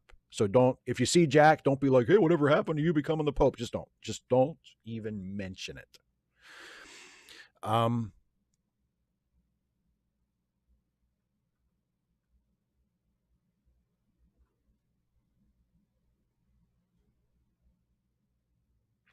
Barbara Openhope says, according to Lower Decks, Armus is still on his planet getting prank called. Yeah, and wasn't that fucking hilarious? We all know how that turned out. Paulo Kelly, it's copy paste of Eurovision, but more communist. Well, there you go. Darylette says, okay, Steve, people are complaining about Trump trashing the Constitution and then claiming that the same Constitution was written largely by slave owners. Am I missing something here?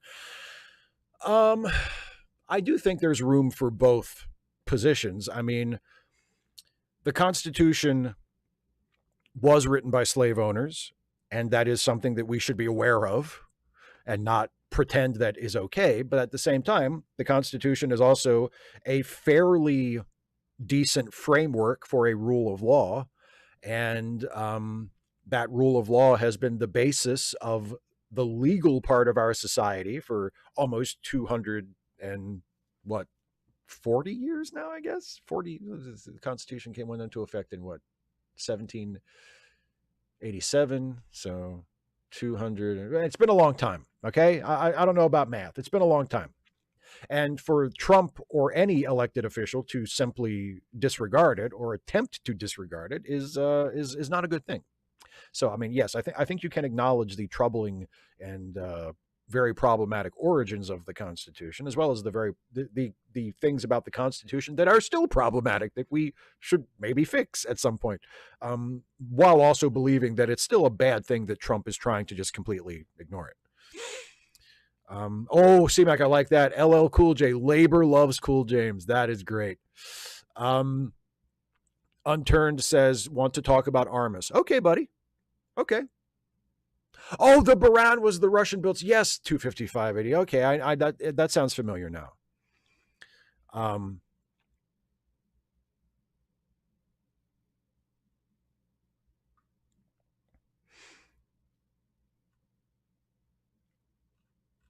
Anyway, yes, Unturned. If you want to talk about Armus, please go ahead.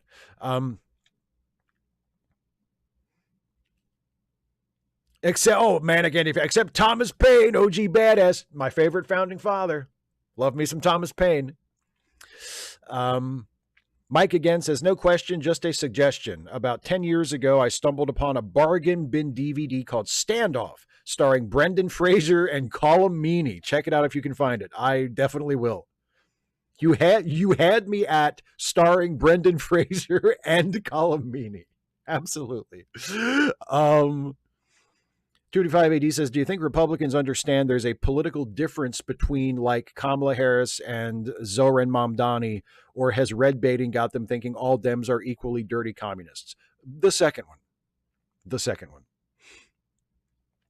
Yeah, CMAC, was it Armus or was that, because I know I can't remember how we got, because it was Armus, but then it went back to being Baby in Dana's arm, right? And is that the baby that is in Dana, is that what Armus was, or is there some version of Armus that we still left on the planet? I don't remember the lore of our own show because I really don't care. Jason will remind me of it if it's important for a scene.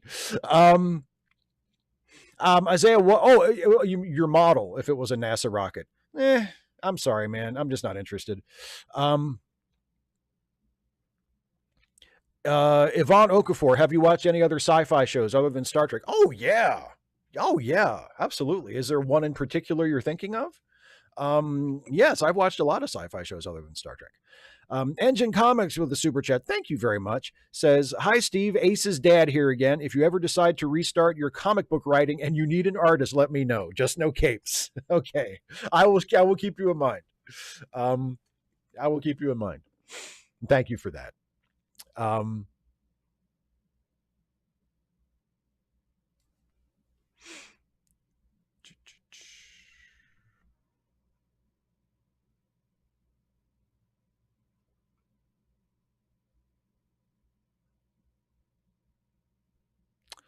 Oh, okay. Barbara asked, "Have you watched Drewby the Canadian Marshmallow?" I have not.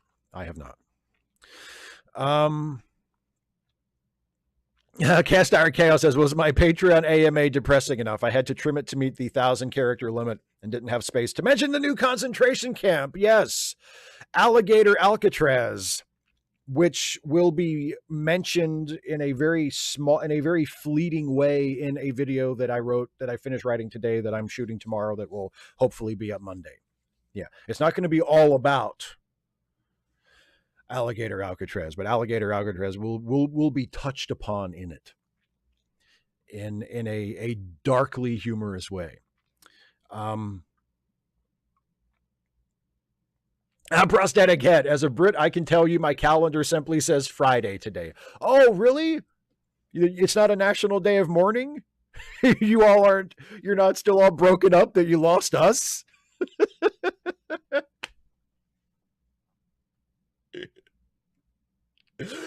I mean, given how history has played out, especially these last, 10 years or so, I would think that in the UK, it would be a national day of gratitude.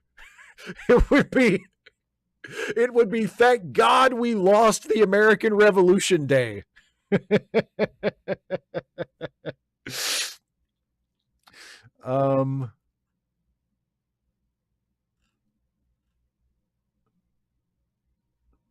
Mike again. Oh no, I love Gargoyles. I'm sorry I didn't respond to your question about it earlier. No, I watched Gargoyles like every day. I watched Gargoyles every day when it was on back in the day. Well, I mean, I'm not sure what I would want from like a new series. But no, I was a huge fan of Gargoyles. There was a stretch there where I thought Gargoyles was a better show than Batman the Animated Series. And I mean, it was certainly written better. I'll put it that way. It was certainly written better than Batman the Animated Series. I thought Gargoyles was great.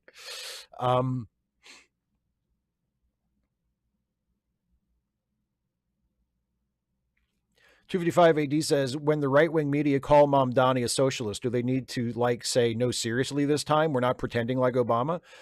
Well, no, not to the people they're talking to. The people that they're talking to don't care, because they think everybody's a socialist too. Like, no, who are they making that distinction for? Are they trying to say, well, but Mamdani, but seriously though, he's even worse than the last guy? Like, I don't really they say that about everybody anyway, no matter what their politics are. If whoever the next Democrat is, they've gotten into the habit of whoever it is the worst one ever. Hillary Clinton's going to destroy the country. Joe Biden, if he gets elected, that's the end of America. Kamala Harris, that's the end of America if she gets elected. Zoran Mamdani, oh, he's going to destroy New York City. Like, it doesn't matter whether they're really progressive or socialist or they're more moderate or whatever. It doesn't make a difference.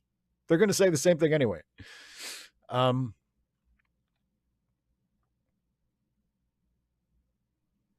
Turf Island ain't exactly popping off. That's what I hear.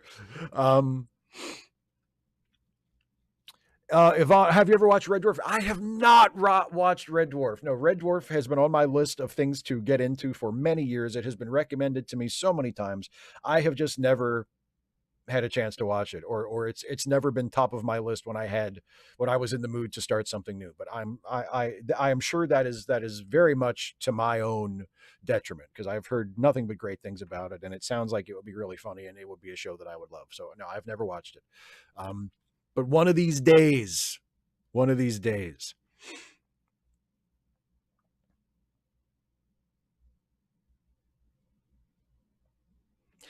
Sentai Ranger Donnie says, my number one Disney Plus show is High School Musical, the series, followed by Andor. I don't know if I've ever heard anybody rank those two shows like that. And I'm not saying that to insult you. I think that's really interesting. Your favorite Disney Plus show is High School Musical, the series. And number 2 is Andor. I think that's great. Yvonne Okafor says, I'm currently watching The Prisoner in full for the first time. And oh boy, it is similar to what is happening right. Yeah, there are certain similarities, aren't there? I agree.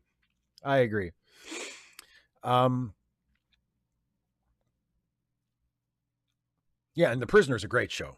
The Prisoner, I assume you mean the original one with Patrick McGowan. I never watched the remake. They did a remake on AMC about, what, 10 years ago? Maybe even longer than that, 15 years ago now, with Jim Caviezel and Ian McKellen. I didn't see it, but the original with Patrick McGowan is just a masterpiece of surrealism and science fiction, and just it's fucking great.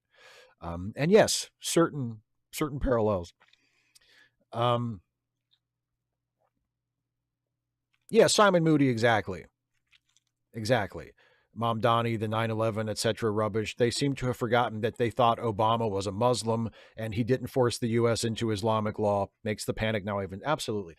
I mean, I remember hearing on the radio, I used to have a voyeuristic fascination with certain right-wing radio hosts.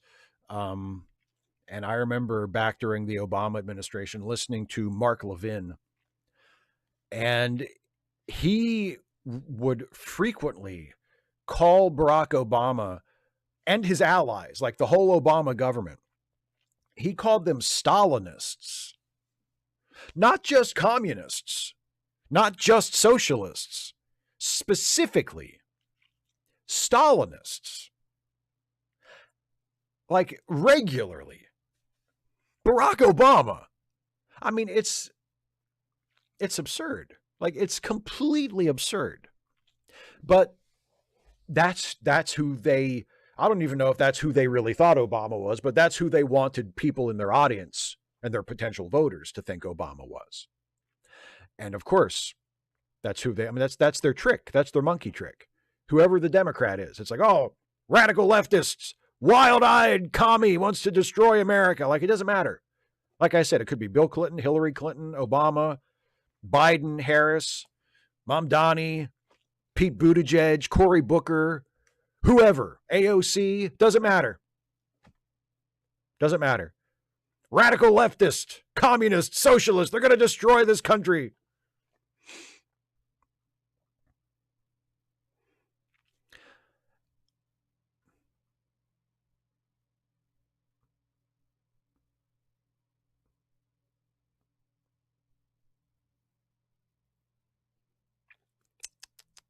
$25 AD says, you know what I always wondered about gargoyles? What was Xanatos' public reason for dismantling a Scottish castle and putting it on a New York skyscraper? Because he wanted the show to happen. I can't remember what I mean, it was just like, it was just a show off move for him, maybe. Like, he just wanted to show everybody like how rich and powerful he was, that he could relocate a castle to New York City brick by brick if he wanted to. Something like that, probably. I can't remember.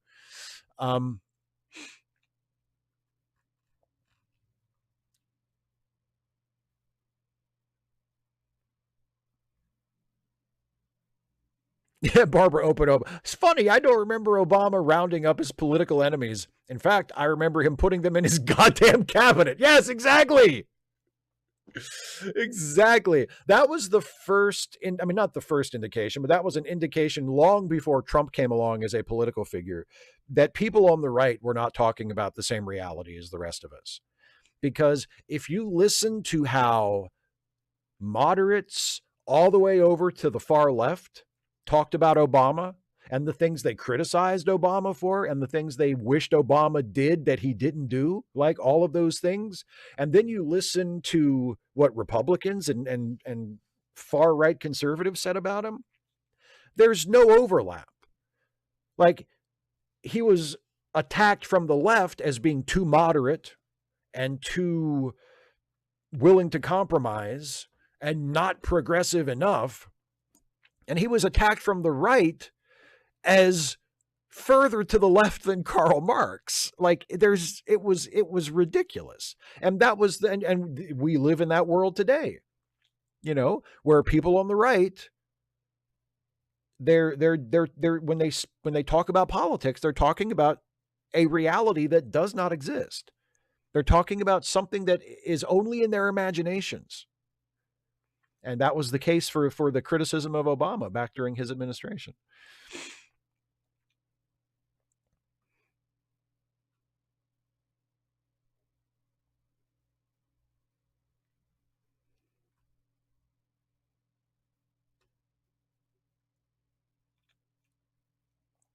Prosthetic head. This is a good one.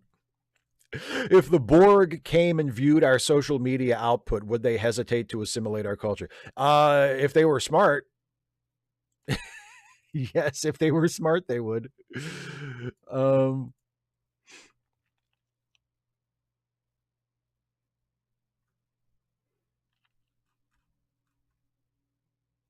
no, Daryl says Mark Levin is mild compared to Alex Jones. Oh, I agree. Politically, absolutely. Alex Jones is a complete nutbag. Absolutely. I mean, so is Mark Levin, but Levin is less of an out and out conspiracy theorist, whereas Alex Jones is, just completely cuckoo for Cocoa Puffs. Unturned says, are we too forgiving of certain things? Yes, I think we're far too forgiving of certain things. 25 AD says, how did he get the UK National Trust on board with the scheme to just move a castle? That's a great point. Right there. Right there. That's how he got him on board. He said, do you like lettuce? And then they said, what? And he was like, our money in the United States, it's green. We call it lettuce. And they were like, oh, well, we're going to convert it to our money. And he was like, okay, but I'm going to call it lettuce before I give it to you. And they're like, can you just convert it before you give it to us? Like, just convert it. And he was like, okay. And then he went to the bank to exchange it, and he opened his briefcase with all the dollar bills in it, and he said, I have a few $100 million worth of lettuce for you. And they were like, what? And then it started all over again. Damian Williams, I think that was a big part of it. Electing a black man broke Republicans' minds. I think that was, I think they still haven't gotten over that. I think that's one of the main that was a huge motivation behind the Tea Party, and the Tea Party was a very important precursor to Trump. Yeah, I agree. They've never gotten over it. Cast Iron Chaos says, okay, enough depression. Here's something. Envision the Borg assimilating the Swedish chef.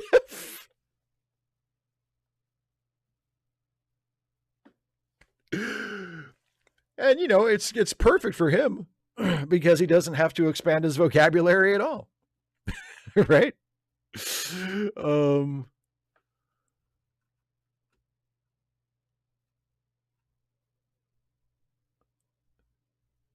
Oh, Barbara says, because lots of rich men did that. They took castles or bridges or buildings from the old country and rebuilt it here.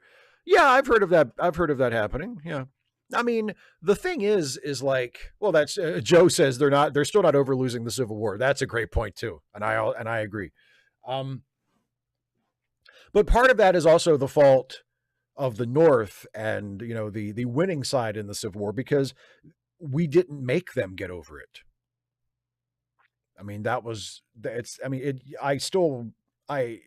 are not like the people who are the modern sort of ideological descendants of the Confederacy. Like, it's still mostly their fault. Like, they own the blame, but some of it is also that, that ideology was not,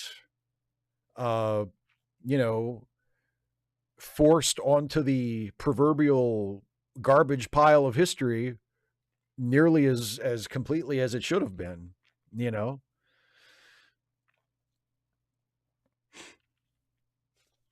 Isaiah says a lot of the Obama talk was racist in nature too. Absolutely.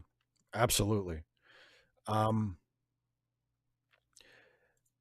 Kirak, I didn't see a patron or member question from you. I'm checking again. I guess it didn't go through.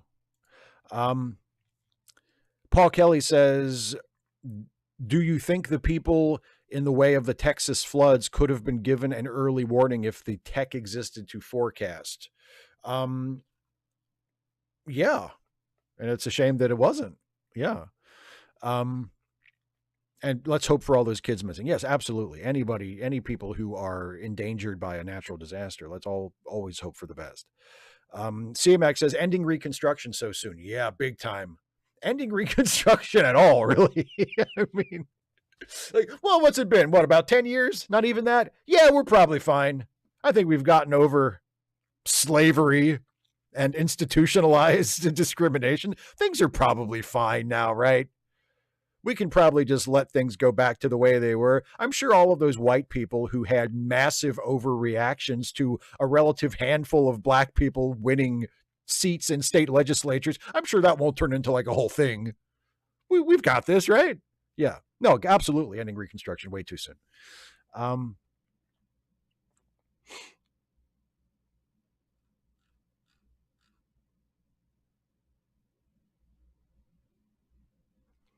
255 AD says, my dad once sarcastically asked me if there's anything left for me to believe.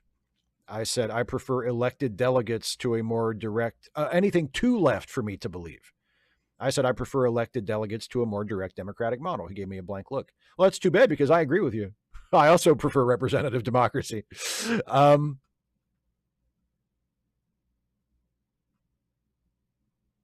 Wolfram and Hart says, rather than re-add the all-day breakfast, McDonald's is adding a spicy egg McMuffin. This seems like a mini abomination. I agree. I'd much rather have all-day breakfast. Much rather have all-day breakfast. Oh, Agent Meister, thank you very much for the super chat, my friend. Favorite John Lithgow performance? Ooh, man. Whew. God. I'm going to have to look up the man's filmography.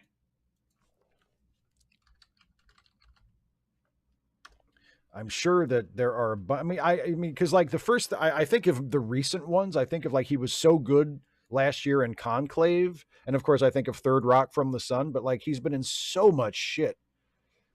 Let me go back and see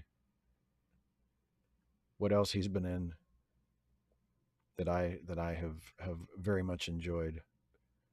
Oh, yeah, that's right. He was in Buckaroo Banzai. He was good in that. Yeah.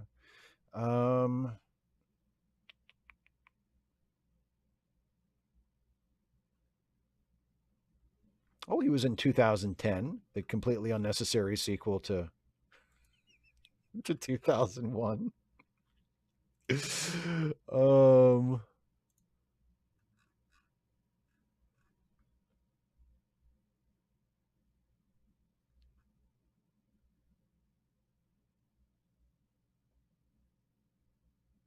fuck it. I know it's problematic because he's playing a trans character, and we probably wouldn't want to have him in that role today for a very good reason. But World According to Garp, he was good in World According to Garp. Yes, he was. He played the Shatner role in the Twilight Zone movie.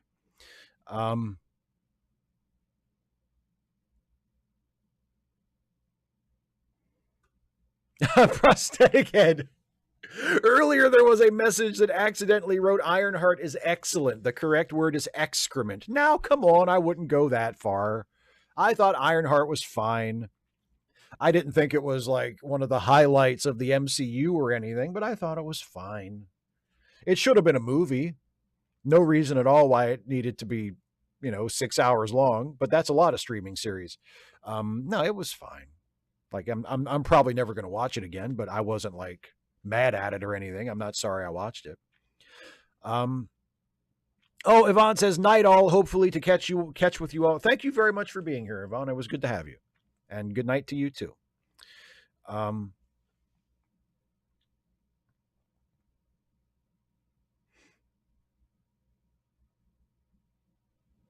Yeah, 25580, I agree. It's disappointing that he accepted the role as Dumbledore in the new Harry Potter series, and then like he's kind of tried to just sort of brush off the people who had a problem with it. Yeah, it's disappointing. And also, like, no offense to the guy, but he is a little old, ain't he? Like they want to do this series, they want to adapt like every book as a season of the show, right? So even if they crank this thing out at like one book a year, we're still looking at like 7 years, more than that, because they got to get it up and running first. And like, hopefully he'll still be alive in 7 years. But like, if you were, I assume, a fairly well-off actor, like I'm not sure how rich John Lithgow is, but I would hope he saved enough of his money that he can pretty much retire whenever he wants. He's in his 80s.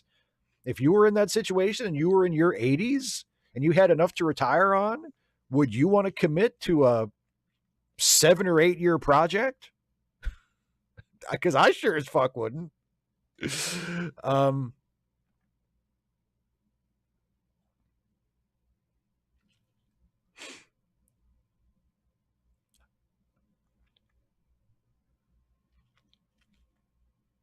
Yeah, Russell, I don't know if he's too old for Dumbledore, but I think he might be a little old for playing Dumbledore to just be signing on to play Dumbledore for what is going to be maybe an 8 or 9 or close to 10-year project. He's 79. Okay. It's still pretty fucking old. I mean, again, no offense. Like I said, hopefully he'll be around for a while. I generally like John Lithgow. Hopefully he'll live to a ripe old age, but like, you know,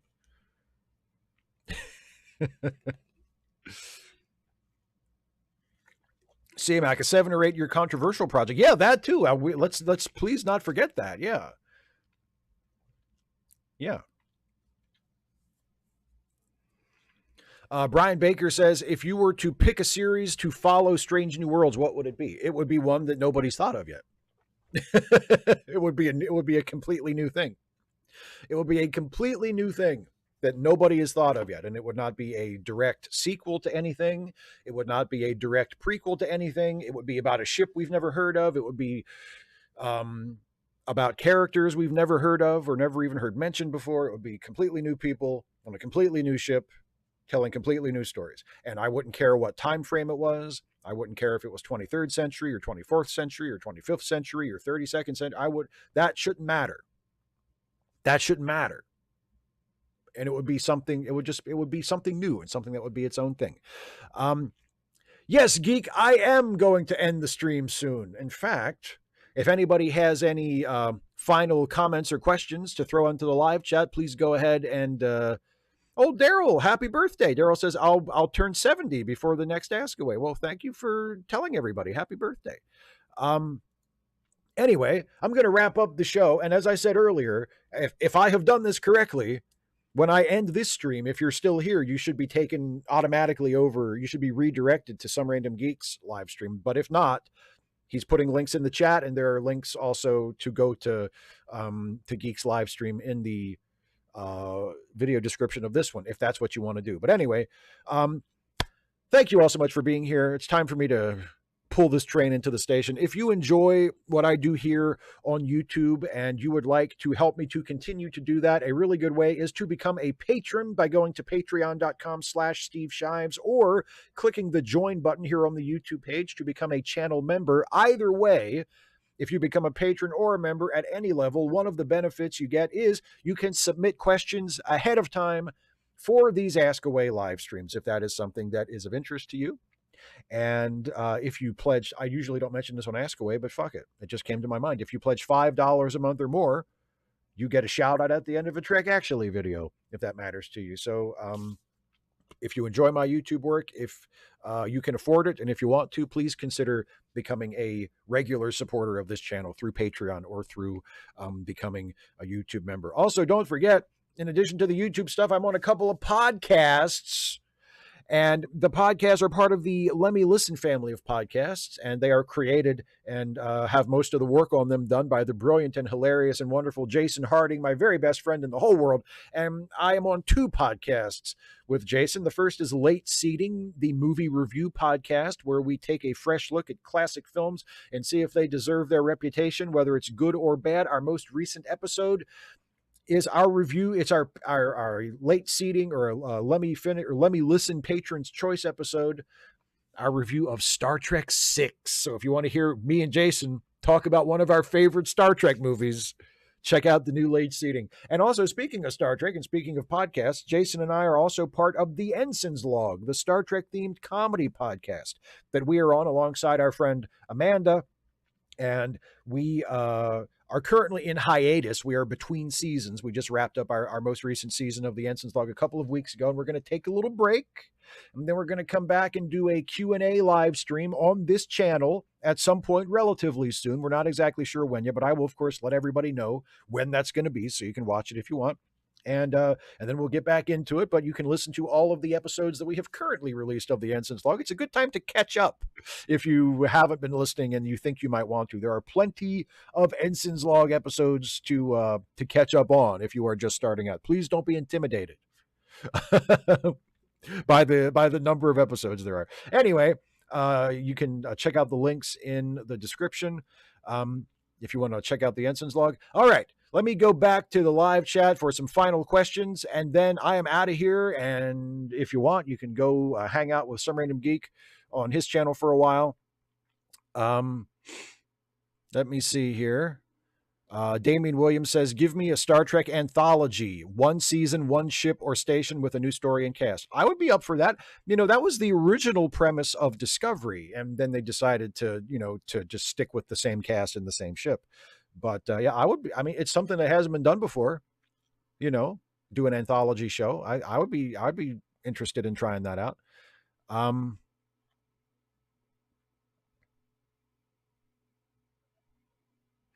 Darth Eddy says, George Lucas decided against directing a sequel trilogy because at the time he would have started around 70 and wouldn't finish 3 new films until he was close to 80. Yeah, and he didn't want to spend his 70s doing that, and I don't blame him. Well, Paul O'Kelly says, I'll wait to test if I get hijacked. Good for you, Paul. Kirok with a super chat. Thank you very much, my friend. Says, a Star Trek series that follows Voyager and Star Trek Enterprise's 29th century Star Trek, exploring time in the universe freely. I always wanted that. Well, there you go. There's a suggestion for what the next one could be. Oh, Isaiah, thank you very much, my friend. You loved the Star Trek 6. I'm glad. I loved watching Star Trek 6 again and getting to review it. It was a lot of fun. 225 AD says, I was surprised you didn't complain about my idea referencing the Earth-Romulan War. Well, I thought you used it to good effect. I think using that as the backdrop of a story that's actually about labor relations and union busting, I think, like, obviously that's the part that I find way more interesting than the Earth-Romulan War. I couldn't care less about the Earth-Romulan War. I was, like I said, the change I would make is get rid of the Nausicaans. Like, because whatever. Yeah, I guess it doesn't need to be the Earth-Romulan War either. It can be any kind of conflict for your story to work. But that didn't bother me as much as the Nausicaan thing. But again, like my number one message about that is I really like that idea. I think that's a really solid idea.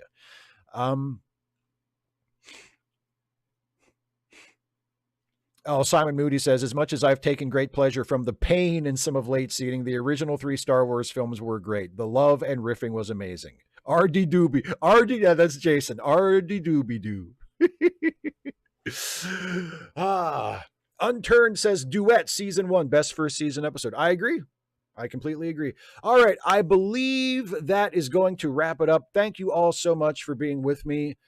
Thank you all for hanging out. Thank you all for being supporters, whether you are financial supporters through Patreon or memberships, or you have been generous with super chats tonight, as many of you have, or whether you're just watching the shows and just being here as a member of the audience.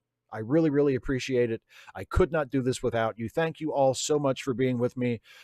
Thanks for the questions and the comments. And if you celebrate, happy 4th of July. Happy Independence Day.